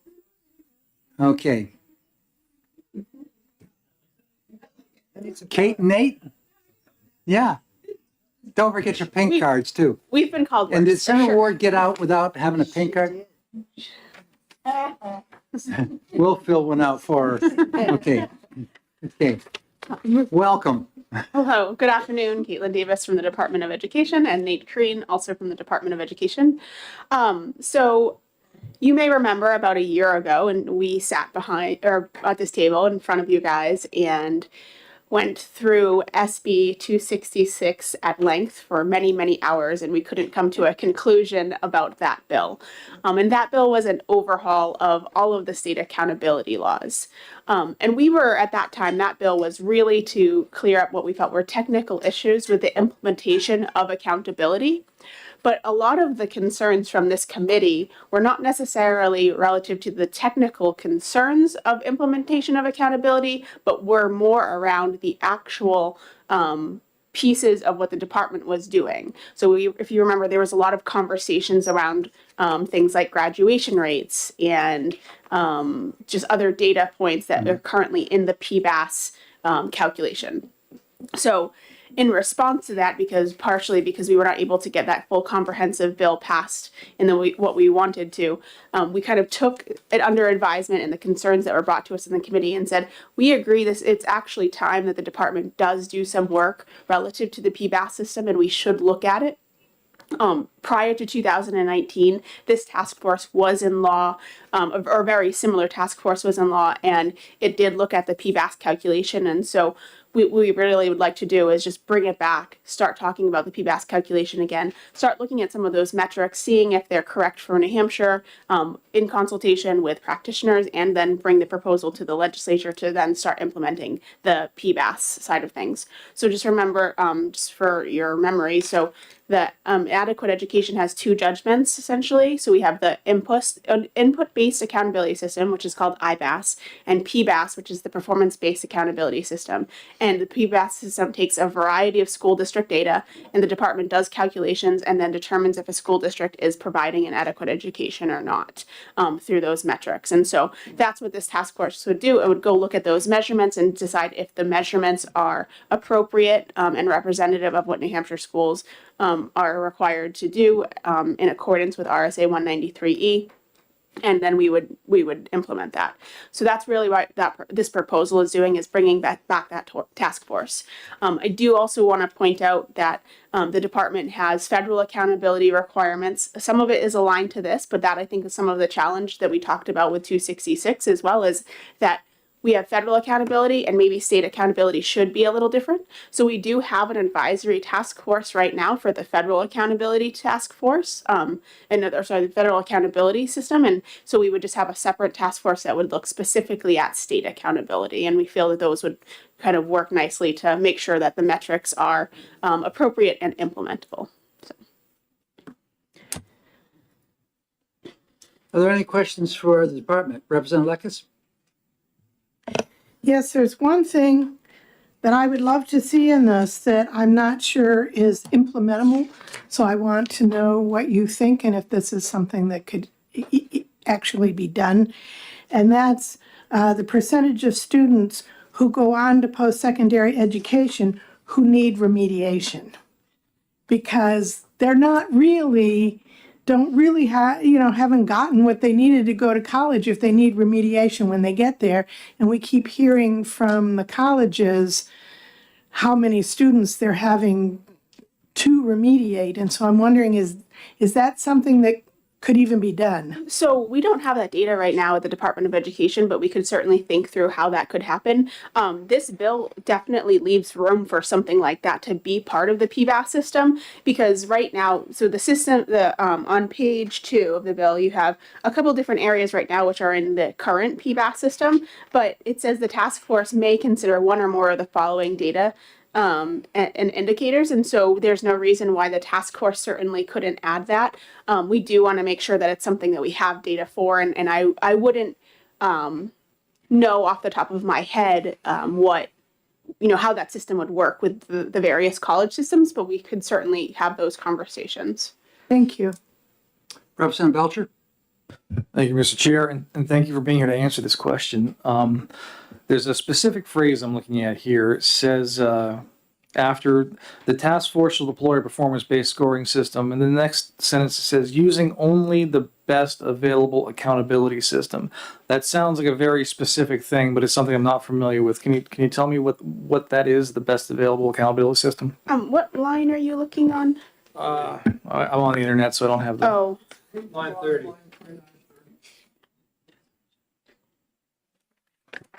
Yeah. I mean, my assumption is Yeah, that it's actually a real thing, and Yeah. it already exists. I would think so. I don't know. We haven't. I have a guess as to, because the task force existed previously in law.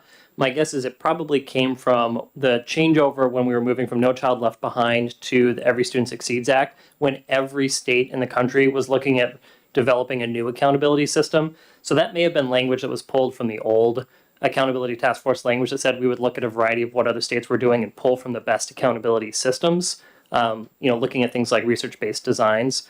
That's my guess. It's not something that we necessarily intentionally put in here where we had a definition behind what that means. Further question, Representative Cornell? Thank you. Thank you, Kate and Nate. Lines 16 through 18, it's other people who will be on the commission, and I just don't know who you might mean by educational experts, parents, or guardians, and members of a public interest group, or individuals with information or expertise. Do you have any ideas who that might be, or? So, I mean, the ones that we can obviously think about are the typical people that are in this room today that usually attend a lot of these hearings and provide their oversight. We're talking, NHSAA, the School Boards Association, and other organizations like that generally participate in these types of things. We didn't want to name them specifically in the bill, if they didn't want to participate, we didn't want to force them to do that, but we want to make sure that we have the ability to kind of have some wide outreach. And so that's kind of what that other catch-all kind of phrase is. Okay, and follow Follow up? up? And another one, line 8, the commissioner in consultation with the Legislative Oversight Committee. They really will consult with the Legislative Oversight Committee? It requires that. so- Okay, all right, thank you. Representative Tanner? For your six. Thank you.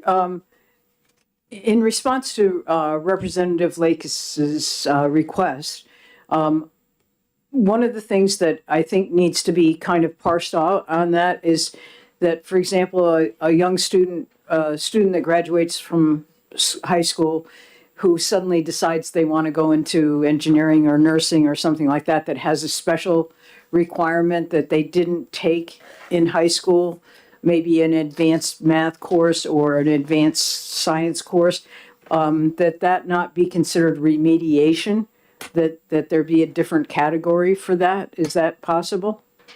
Again, I don't know enough about that kind of data set and how that's collected and everything like that to do that. That would be probably much further into the future. I think we first need to figure out what those indicators are, and when we have those conversations, that can be brought up. But we're very far away from even determining what the potential indicators are right now. And can I have a follow-up on that? Yes. So, it's actually a separate question. So you have a task force going on right now. Is the task force that's going on right now for the federal, does it pretty much mirror the consistency of this task force that you've outlined in the program? The existing task force is primarily made up of superintendents and principals from the state. So this one is a little bit more wide-reaching, but this is more New Hampshire specific. So we wanted to include a wider variety of individuals. Thank you. Representative Terry? Thanks. I would just like to follow on and drill down a little further on the question that was posed to you by Representative Belcher with respect to the language on lines 29 and 30, using only the best available accountability system. So has it already been determined what the best available accountability system is? And if so, who decided on what basis? And if it doesn't, no decision has yet been made, who will decide on what, and on what basis will the decision be made? So there are a variety of different ways of looking at an accountability system. I think this one specifically, where it goes on to say which shall be based on data and indicators, that's referring to the idea that the best accountability system available is one that is based off of objective data that the department has and indicators, as opposed to something that might be more subjective or qualitative. It's very difficult to create an accountability system based off of more qualitative measures, even though we know that's a big part of measuring education. So when we're building an accountability system, we have to make sure that, one, it's data that the department can get, and two, that even if the department can get the data, what is the cost benefit to that? So I know there's a couple of questions around higher education data. There is a lot of higher education data out there. It's not always available to the Department of Education. Sometimes higher ed data comes at a cost because you're purchasing it from private universities and colleges through systems where they're aggregating data. So part of it is making sure that we're building the best accountability system available to us using data and indicators that we can get at the department. Yes. So just so that I'm sure that I understand, this does not already exist. This is something that would be developed. It'll be a new exercise and a new process as per the descriptive language here. So the current accountability system is the performance-based accountability system. Yes. That's modeled after the federal accountability system. So right now that system is doing double duty. It's serving as both a federal and a state accountability system. The intent of this bill through the task force would be to look at whether that single system can truly represent both federal and state accountability. And if there are additional measures needed, that we create a separate state accountability process that would be new. Thanks. Representative Belcher? Thank you, Mr. Chair. And I just, I need to drill a little bit further down that same issue. And it's only because of the way this is worded to see if maybe we might need to make a change to this to fix it. Because the way I read it, given the particular placement of these two commas, is that there's two different systems here, first of all. There's the performance-based scoring system, and then there's the accountability system. And you can remove that accountability system part between these two commas and read it the same way, which is just the task force shall develop a performance-based scoring system, which shall be based on data and indicators which are already available. So it looks like to me just the way that this is phrased is there is a separate accountability system which stands alone from the scoring system, which is not something they're developing. They're only developing a performance-based scoring system. Yes, I see. Yeah. That makes sense. Thank you. Okay, thank you. From an implementation perspective, in terms of what we're trying to accomplish at the department, you could strike that language in between those commas. It's not going to change what we're trying to implement at the department. It's a single system, essentially. Yep. Yes, Representative Damon. Thank you, Mr. Chair. Thank you for helping us understand this. Could you give us some more perspective on the differences between federal accountability and state accountability and why the existing task force wouldn't be adequate or take on what's in this proposed legislation? So the federal accountability system is based off of what's in the state ESSA plan, and it's required to follow pretty prescriptive federal guidelines. There are times where statutes have been changed over the past few years to add additional metrics in that we would want to measure schools' performance on relative to an adequate education. I'm thinking about the civics legislation that added the citizenship test as a graduation requirement. Much of that language tied in with some of the social studies standards that are part of the provision of an adequate education in 193E, but those are very New Hampshire specific and not part of the federal accountability system. So a state accountability system may want to take into account measures around social studies and civics education because that is more part of our state system, but is not reflected in the federal system. Similarly, Caitlin mentioned graduation rates. The federal requirement is schools are held accountable if they have a graduation rate below 67%. We don't have an ability to change that because that 67% figure is a federal requirement. We might, as New Hampshire, who has a very high statewide graduation rate of 92, 93%, may want to set a higher bar for the state accountability system. We can't do that within the federal system because we have to keep that 67% number. So I think there are times where it is beneficial for us as a state to look at what is more reflective of New Hampshire schools that allows us to create an accountability system outside of the prescriptive nature of the federal system. Yes. That's very helpful. So would it be correct to say that what you're asking for here would be a more comprehensive accountability and specific to New Hampshire standards than what is currently happening for the federal accountability?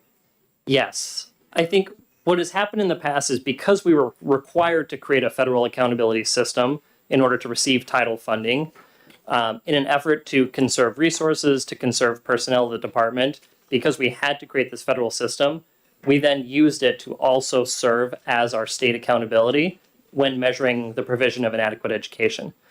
But I think that there's been so much over the past few years since that decision was made, when we moved from No Child Left Behind to ESSA, that it seems like there is more of a need now for state accountability that is separate and different from what's required under the federal system. I have a question here. On page 2, right at the top on line 2, where you're saying that the task force may consider one or more of the following indicators. And of course, we've already had Senator Waters in here this morning talking about career technical education. And there's a number of us on this committee that are very concerned with, when compared to other states, the weak performance the state has in terms of the percentage and number of kids leaving high school with a industry recognized certificate of some kind. And it's primarily due to there's no more seats available in some of the CTE centers to allow these students to participate. We heard this morning that Concord High had 100 applications with 40 seats. So why is this missing that career and technical education industry recognized credential as a criteria or a indicator that we're doing what we should be doing, when in fact that's already in law? So it's not here. So right now, their career readiness indicator is actually, what is it? College and career ready. Yeah, but what is the term? What is the one that we actually use? It's in there. As a the credential.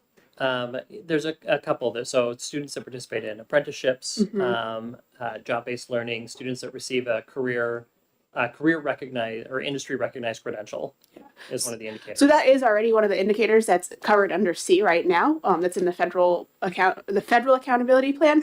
But that's what you're asking right now, and what Representative Lakis is asking is. That's why we have a May right now, because we want to have this conversation and say what else should be measured and is not currently be measured, and then bring a proposal forward to the legislature and say, this is what we think the new accountability system should be. Let's put this in law, and now let's start implementing this new accountability system. Because I think we can have robust I bet, if we went around to every single one of you, you should probably have something different for that you would think that should be in the accountability system. And we need to start kind of having those conversations, documenting them, and kind of getting something together as a plan that we can start implementing. Well, I'll follow that up because on line 4, it says number and percentage of graduating pupils going on to post-secondary education and military service. I'd like to know number of kids going on with an industry recognized skill that are going right into career and job. And so why is that then, which the legislature's already provided that by way of statute. We said, yes, we want this information. Why not put it in as one of the areas to be considered in this by this task force? I mean, we certainly could. I mean, the task force can consider it on its own, though, too. I mean, I see this task force potentially, having a conversation with most of the people in this room and saying, what should we be doing? Where should the direction? Do you have suggestions on this? I see them taking stakeholder input and whatnot. That's a great area for this task force to do.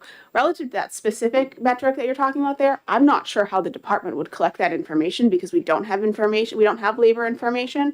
So that one would be specifically challenging, and I don't know how we would do that matchup, but it's not conversations we can't have.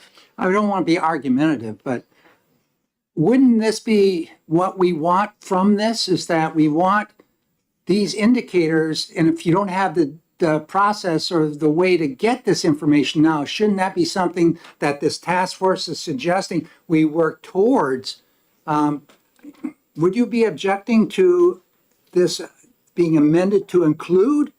Not at all. Okay, No. Thank you.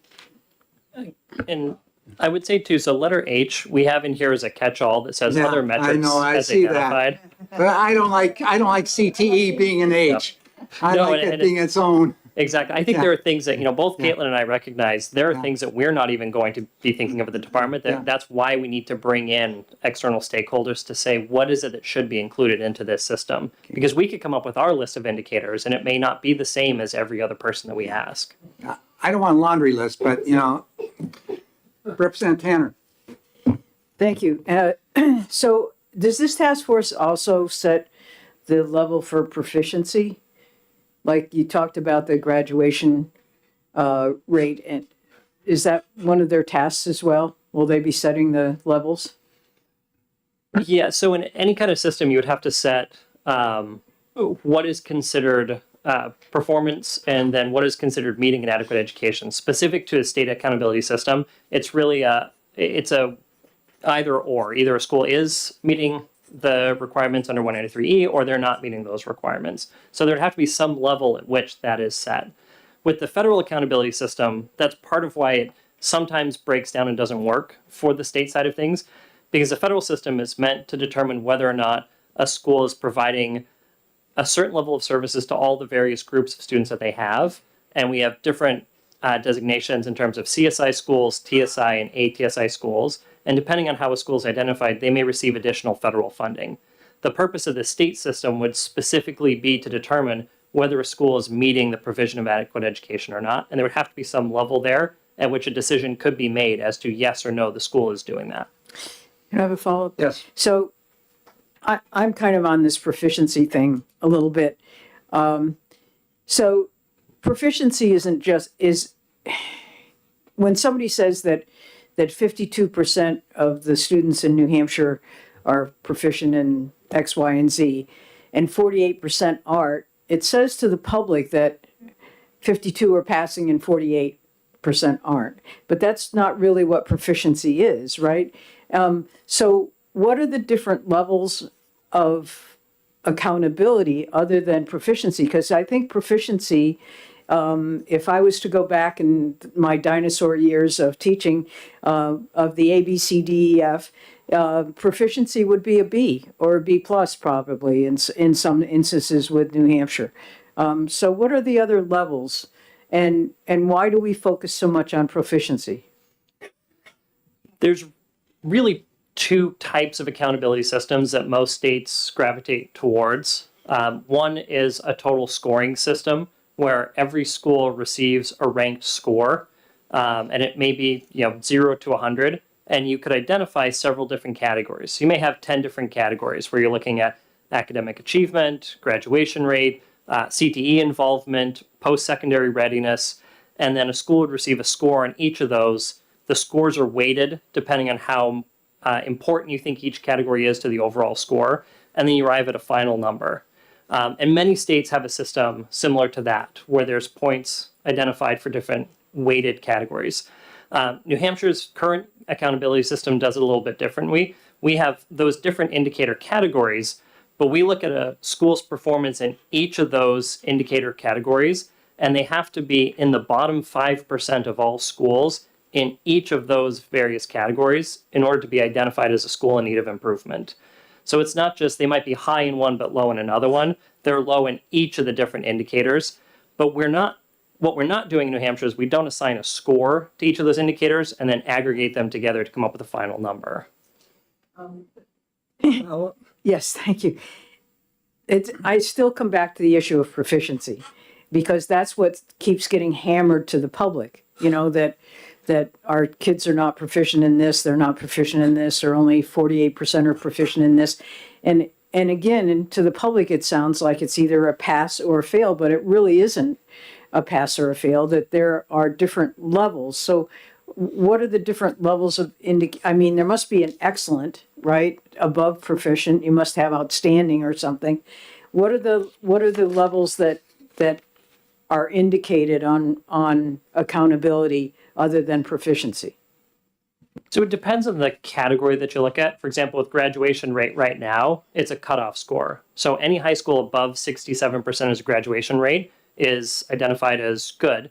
Any school below 67% would be identified as not proficient in terms of their graduation rate.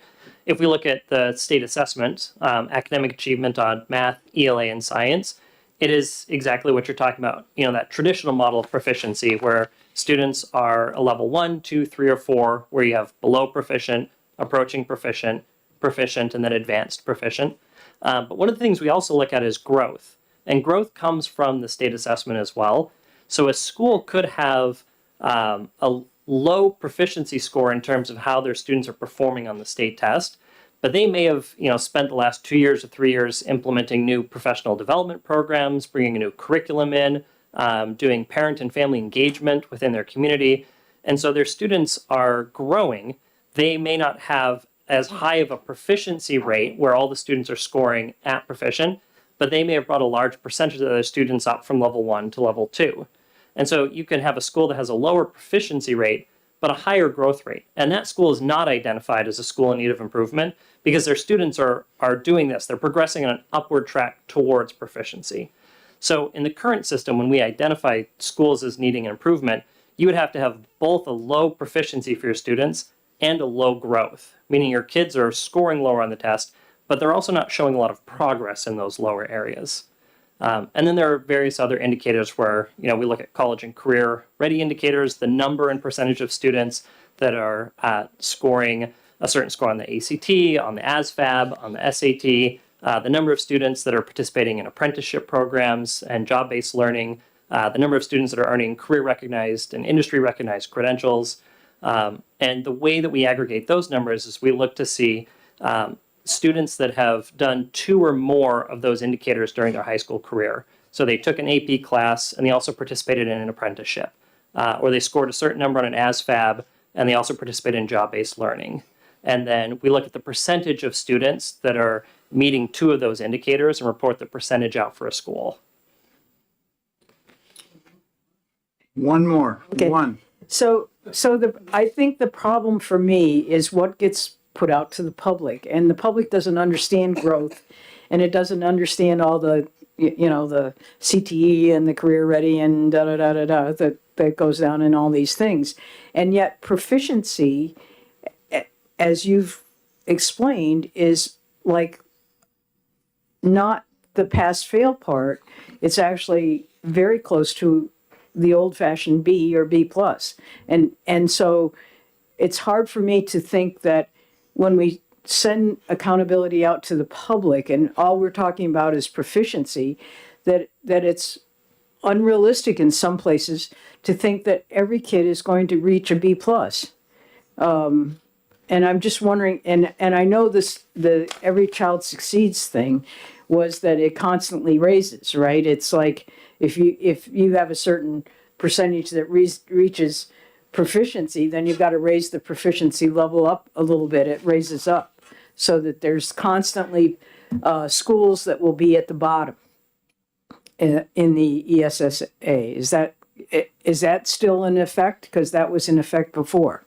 You don't necessarily have to raise your proficiency rate up, but one of the failings I think people have criticized the ESSA for is that you're identifying the bottom 5% of schools no matter what. So if 100% of your schools were educating 100% of their students well, you would still have to identify the bottom 5% under that requirement. We do see that in some student groups, where some of our student groups in New Hampshire overall are doing pretty well, and yet we still identify the bottom 5% because that's what the federal law requires. So that has been a criticism of the ESSA system. I think a big part of this comes down to communication. That's one thing that we've really tried hard to do within our office, especially when we talk about proficiency. If we say that 42% of our 5th graders, are not scoring proficient on reading, I think too often people hear, well, 42% of students are not reading. And that's not the case. 42% of our students are not reading at 5th grade level. Many of those students are reading at a 4th grade level. They're reading, they're just not quite at the 5th grade level for those 5th graders there. And so I do think language is really important. I think communication is important, especially when we're talking about accountability systems. Further questions, Representative Terry? Yes, if I could shift gears here and return to, I think, a prior question. In bringing this bill forward, it would appear as though you believe that a state accountability system would provide for better outcomes for New Hampshire students than the federal system. And if that's the case, can you tell us a little bit about the background and the thinking that went into why you believe that is so, and perhaps give us a hypothetical or an example from another state that inspired you to bring forth this proposal? So I just want to point out we do currently have 2 systems in place. We have the federal system and the state system. The state system just mirrors the federal system right now. And so last year when we were having conversations specifically with this group, there were a lot of concerns with what exists in the federal system and really if that belongs in the state system. And that's really why we were trying to do this, is like because the full proposal of what we wanted to do last time failed, we felt it failed really because of a lot of the kind of technical issues with the existing system and not necessarily the actual proposal that we were trying to bring forward. So I don't want to keep harping on graduation rates, but there was a robust conversation in this room about graduation rates, probably almost an hour, and people saying 67% is not high enough. And well, whether that is or is not, that's what's in the federal law. And because the 2 are mirrored right now, we have to use that. And then by us having a system, by us having an accountability task force to look at our existing system, that's when we can say 67%, maybe that's not, maybe it needs to be 93% or something like that for New Hampshire, where we do have a traditionally higher graduation rate.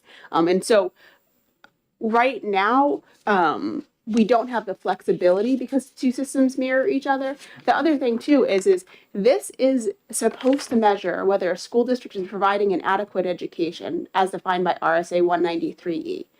That is not what the federal accountability system is looking at. The federal accountability system is looking at an entirely different set of indicators established in the Federal Every Student Succeeds Act. And so if we're looking at different measurements and different indicators and different reasons for doing this, there does need to be some segregation between the two of them. Thank you very much. Representative Myler. Thank you, Mr. Chair, and thank you for being here. So here's the question I have. So you have this task force, you get your work done. You've identified those schools that are very proficient, those are middle proficients, those are lower proficients. You've got this data, you've got the metrics that have been figured out. What is the role of the department at that point in time in dealing with those students and those school districts that may be less proficient than others? So that is a question that we talked about last year too, and that's a huge challenge the department has right now. There are steps the Department of Education is supposed to take that's in RSA 193 if a school district is identified as not providing an adequate education, but the department doesn't have specific resources to implement those steps. Step number one, though, is getting what that system should be in place. So the task force helps the department define essentially what the system is going to be. We do that in collaboration with the Legislative Oversight Committee, and we'll eventually need legislation to bring that forward to codify that in law. So that's step one. Step two, the department actually implement the system. So we do those calculations, we collect the data, we provide those measurements and whatnot. That's a lot of work. The department does have the appropriate resources to do that, we feel, and we can do that work kind of given our existing systems. But then, so once we come up with that list of the schools that are not providing adequate education through either IBAS or PBAS, there is a whole technical correction and action plan we're supposed to and I don't know what the answer is. We had that exact same question come up last year, and we said, the schools that are failing federal accountability, so the CSI schools, there is federal funding that exists and supports those schools and provides additional money. But if a school is identified right now as a state CSI school and not a federal CSI school, we don't have any additional resources that we can provide them. So that's a very good question that maybe the legislature can solve, but that's kind of step two of where we need to get with this. So as a follow-up then, so potentially what might happen then, if I'm hearing you right, that one of the recommendations as you begin to look at this, one of the recommendations of this task force might be what is the staffing necessary as well as the funding necessary to have the appropriate content people in the department that can actually reach out to school districts and provide some kind of a technical assistance or professional development assistance to help improve those particular schools that need that improvement. Is that a far reach for what I'm saying here? Or? I don't think it's a far reach. I just think it's definitely like step 3, 4, and 5, and we're just trying to figure out what step 1 and 2 are. You got to get the data first. I understand that. Yeah. Okay. But yeah, I mean, having a full system in place is really what the goal is eventually. I mean, we need to define the system, implement the system, and then help make sure that everybody's on track to complying with the system. We tried to help out. Remember, we had the analyst to be there working with you. We never funded that money, Nate, unfortunately, but that would have helped in this process. It certainly would have, and it certainly would help with a lot of the concerns Representative Tanner brought up too, especially about, because we have a lot of people from the public that call and they want to have a deep dive into the data, and we don't have the capacity to do that work at the department. So it would help with a lot of this. Yeah, thank you. Are there further questions from the committee? Thank you very much. Thank you. It goes back to 266, doesn't it? Harkens everything we went, yeah. Pardon me? Oh, by the way, we need a pink card. We didn't get one from the senator. You might send another blank one up. We'll fill it out. Oh, we did. We filled it up. Thank you. All righty.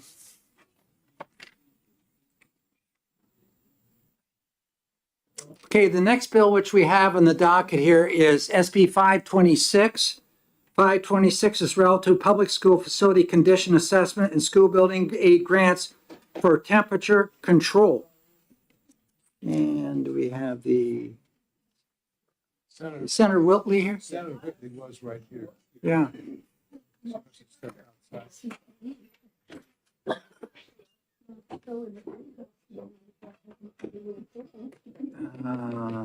Did you see Senator Whitley out there? Representative Davis, see if the senator's out there.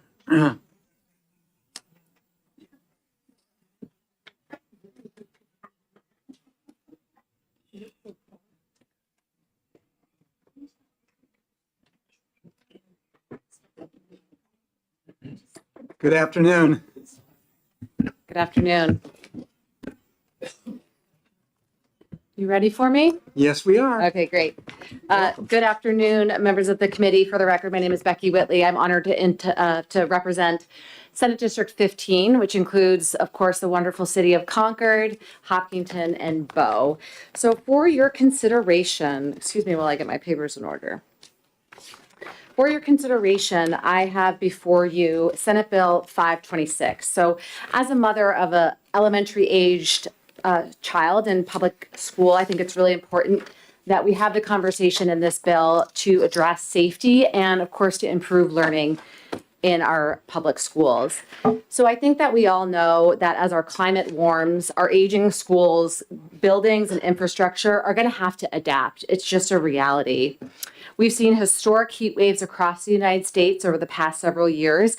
This has forced many schools to shut down, pivot to remote learning, or dismiss students earlier in the day. I know it's sort of hard to remember on this very cold spring day, but we're not immune to heat waves in New Hampshire anymore. It's just a reality. Temperatures in New Hampshire have risen more than 3 degrees Fahrenheit since the beginning of the 20th century.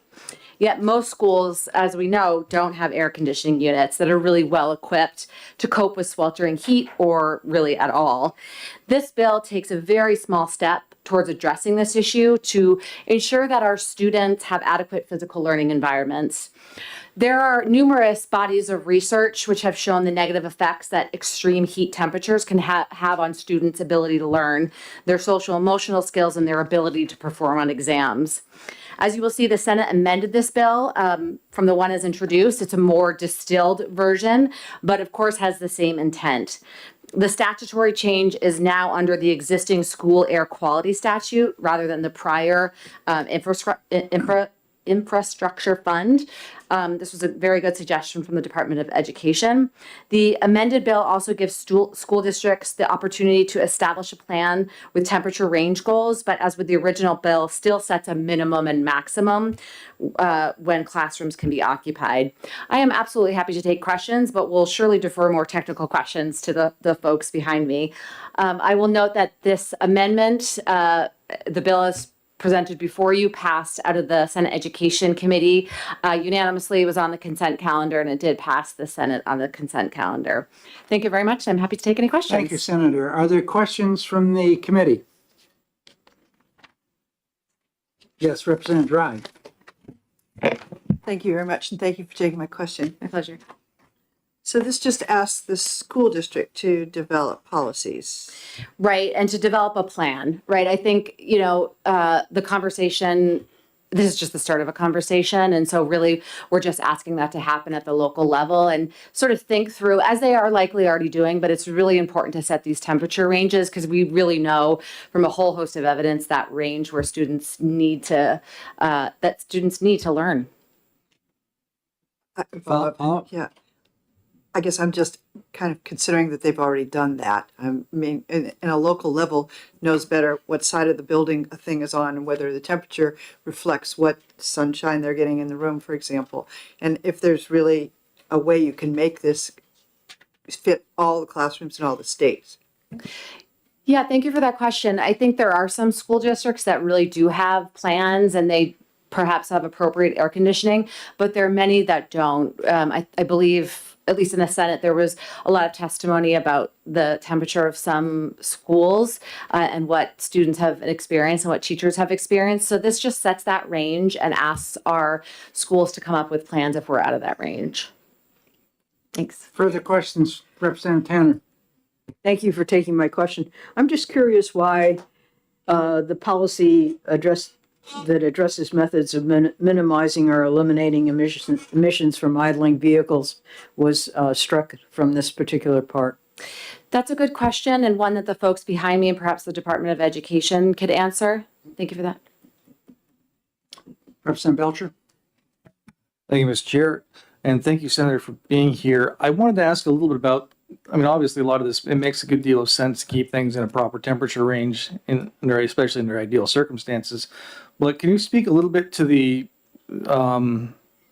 need to close a classroom as soon as the temperature, say, drops below 60? I mean, I woke up this morning, my house was probably about 55, and I mean, it was okay for a short period of time, and compared to shutting it down altogether, obviously, it seems that it would be better to have some learning going on at 59 degrees for a short period until it came up, and instead of zero learning because you closed classroom.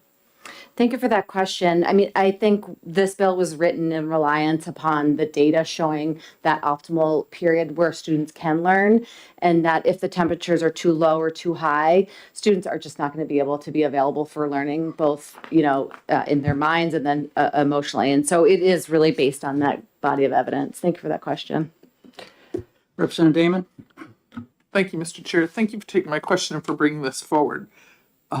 I have some particular interest in this because part of my district includes Claremont, and the high school, Stevens High School in Claremont, is a very old facility, 3 stories high, and they in fact closed school early in the fall 23 term because it was literally unbearably hot. People were passing out, and it was not a very healthy situation. My question is regarding line 8-9, where it says develop and implement a classroom temperature control plan. So if we're asking for implementation, there are probably some resources that would need to be attached to that. And I don't see that indicated here.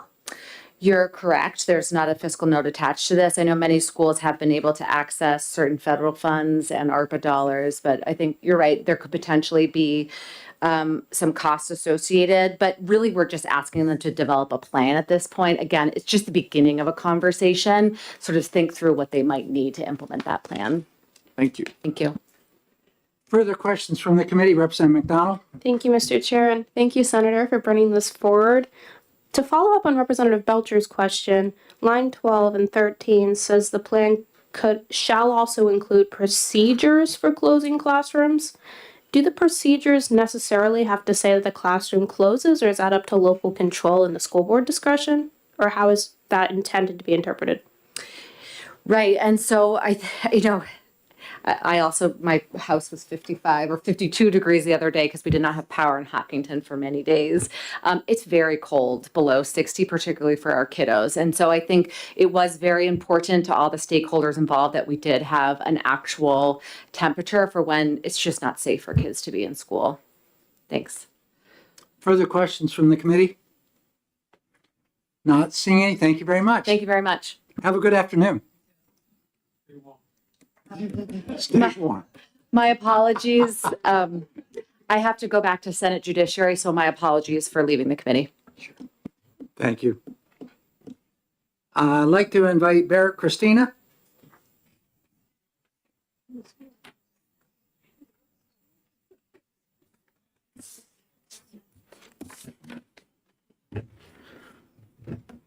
Thank you, Chairman Ladd. Good afternoon, members of the committee. Barrett Christina from the New Hampshire School Boards Association. We are opposed to Senate Bill 526.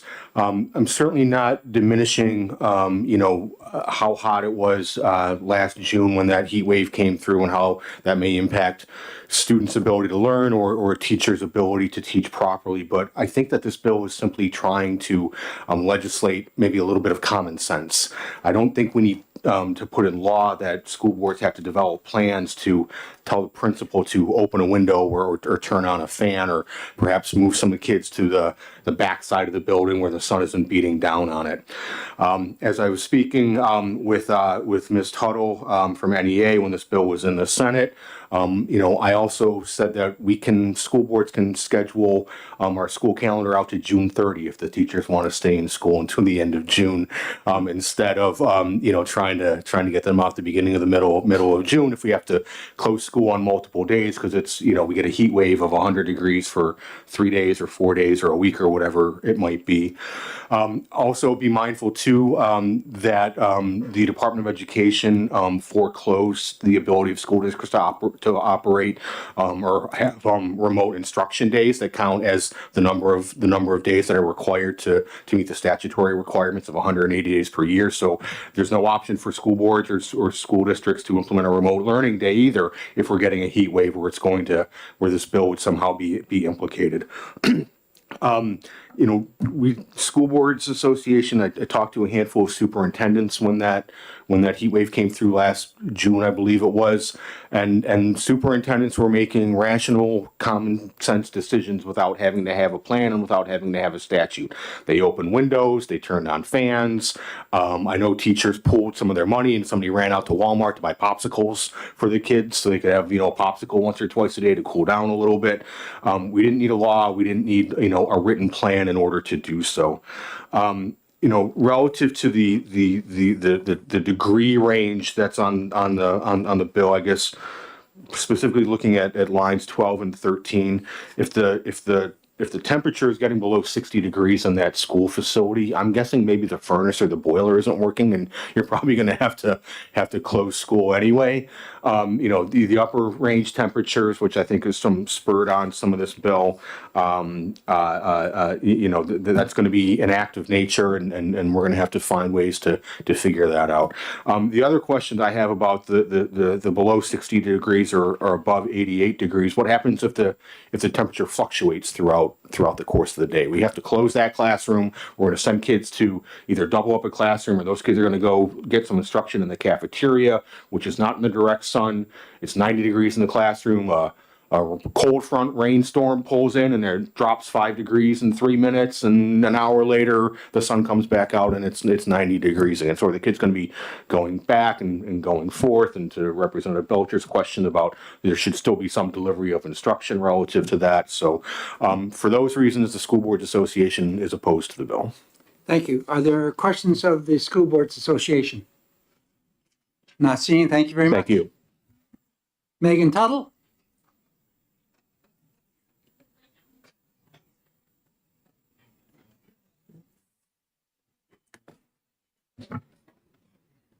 And Brian Hawk.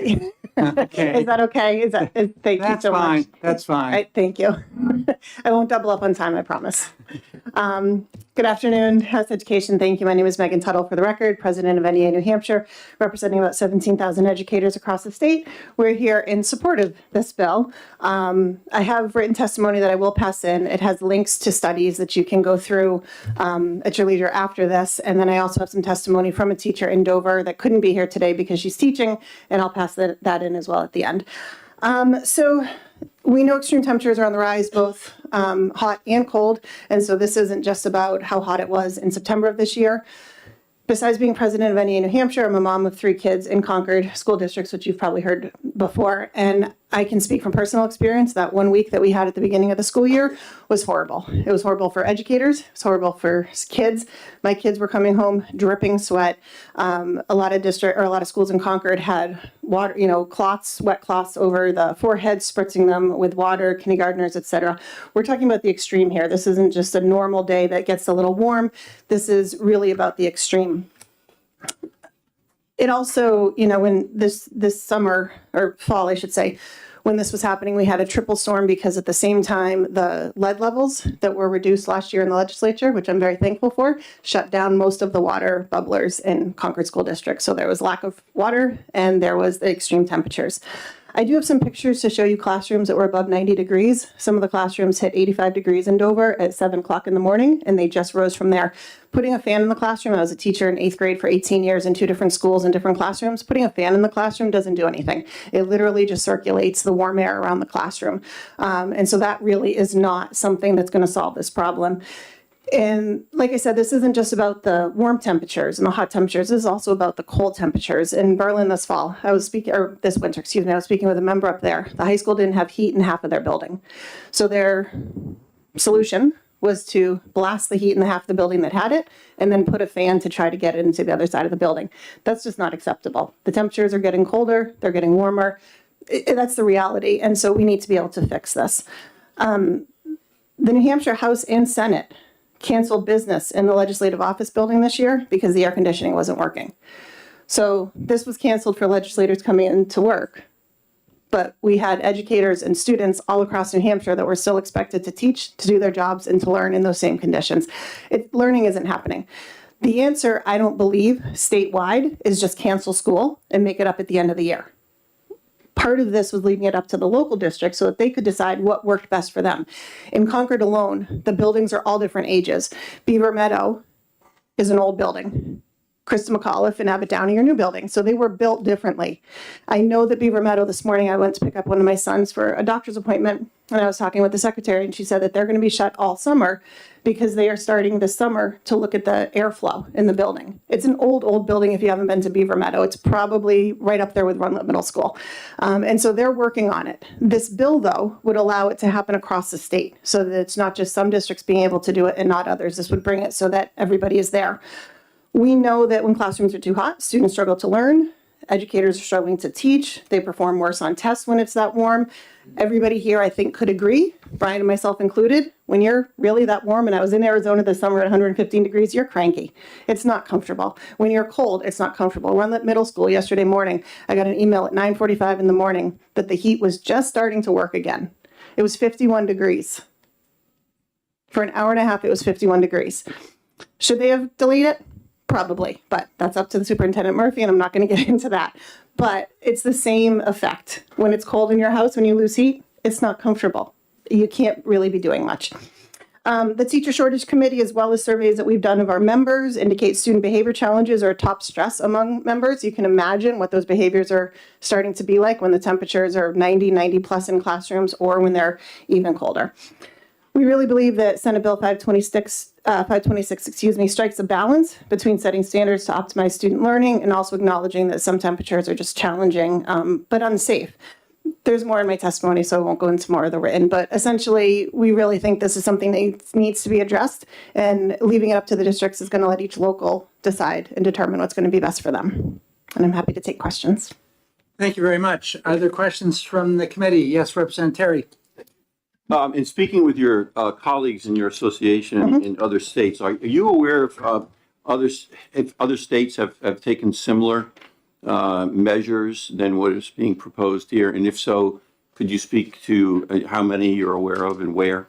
Yes, thank you for the question. I believe New York is one that did that. That's where some of the data came from for the temperature ranges. And you had also worked with. Yes, and they actually went through a couple of iterations of how to arrive at standards, and so included in what we're setting electronically, you'll have that as well. So. Further questions from the committee? Not seeing any. Thank you very much. One last thing, if I may. Yeah. This is a packet. These are all pictures from Dover District, from different schools. I only have one set, but I will turn it in. The other testimony, I have copies for everybody. Thank you. Thank you. Are there any other pink cards on this bill? If not, we are closing this hearing and getting ready for the next hearing, which is SB 339. Which started a few minutes ago. Okay, SB 339 is relative to repealing the graduation requirement regarding free application for federal student aid, FAFSA applications. 339.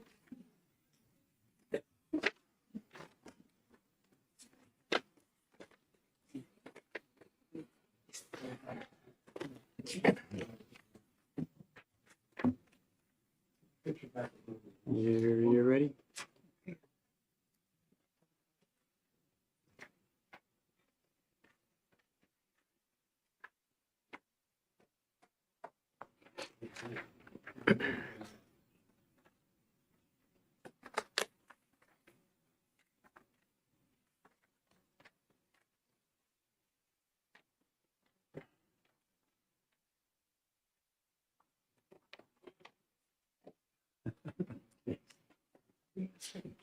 Pardon me?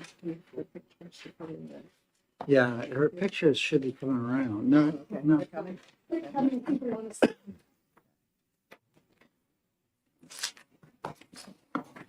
Okay. Okay, we're done with the paper passing here. Welcome, Senator. Thank you, Mr. Chairman. Senator Murphy, who is the prime sponsor of the bill we're addressing, 339. Thanks, Mr. Chairman. It's great to be back in front of my colleagues from the House. This is a bill that I know your committee has dealt with already in another iteration. What I passed out was basically a version of what you passed through the House and then what we passed through the Senate. This bill deals with repealing the FAFSA requirement, the requirement that all parents must complete a FAFSA in order for their child to get a public high school diploma.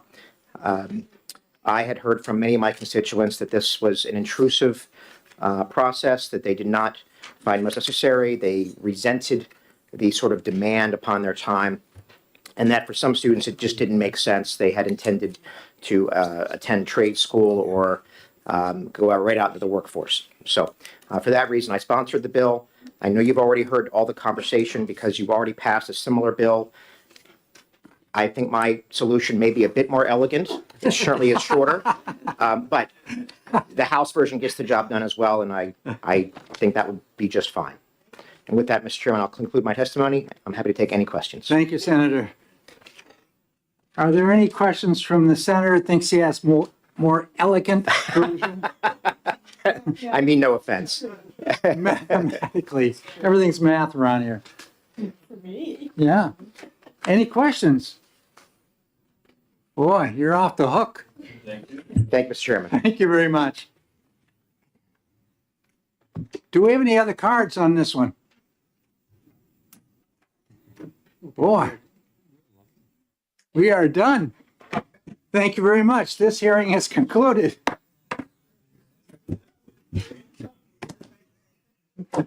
What was the date you had for the King process? The 3rd. April 3rd. Yeah. Yeah, that's April 3. And then April or the other one dealing with April 9th was the rules. I don't know, I asked Karen Davis for who's on.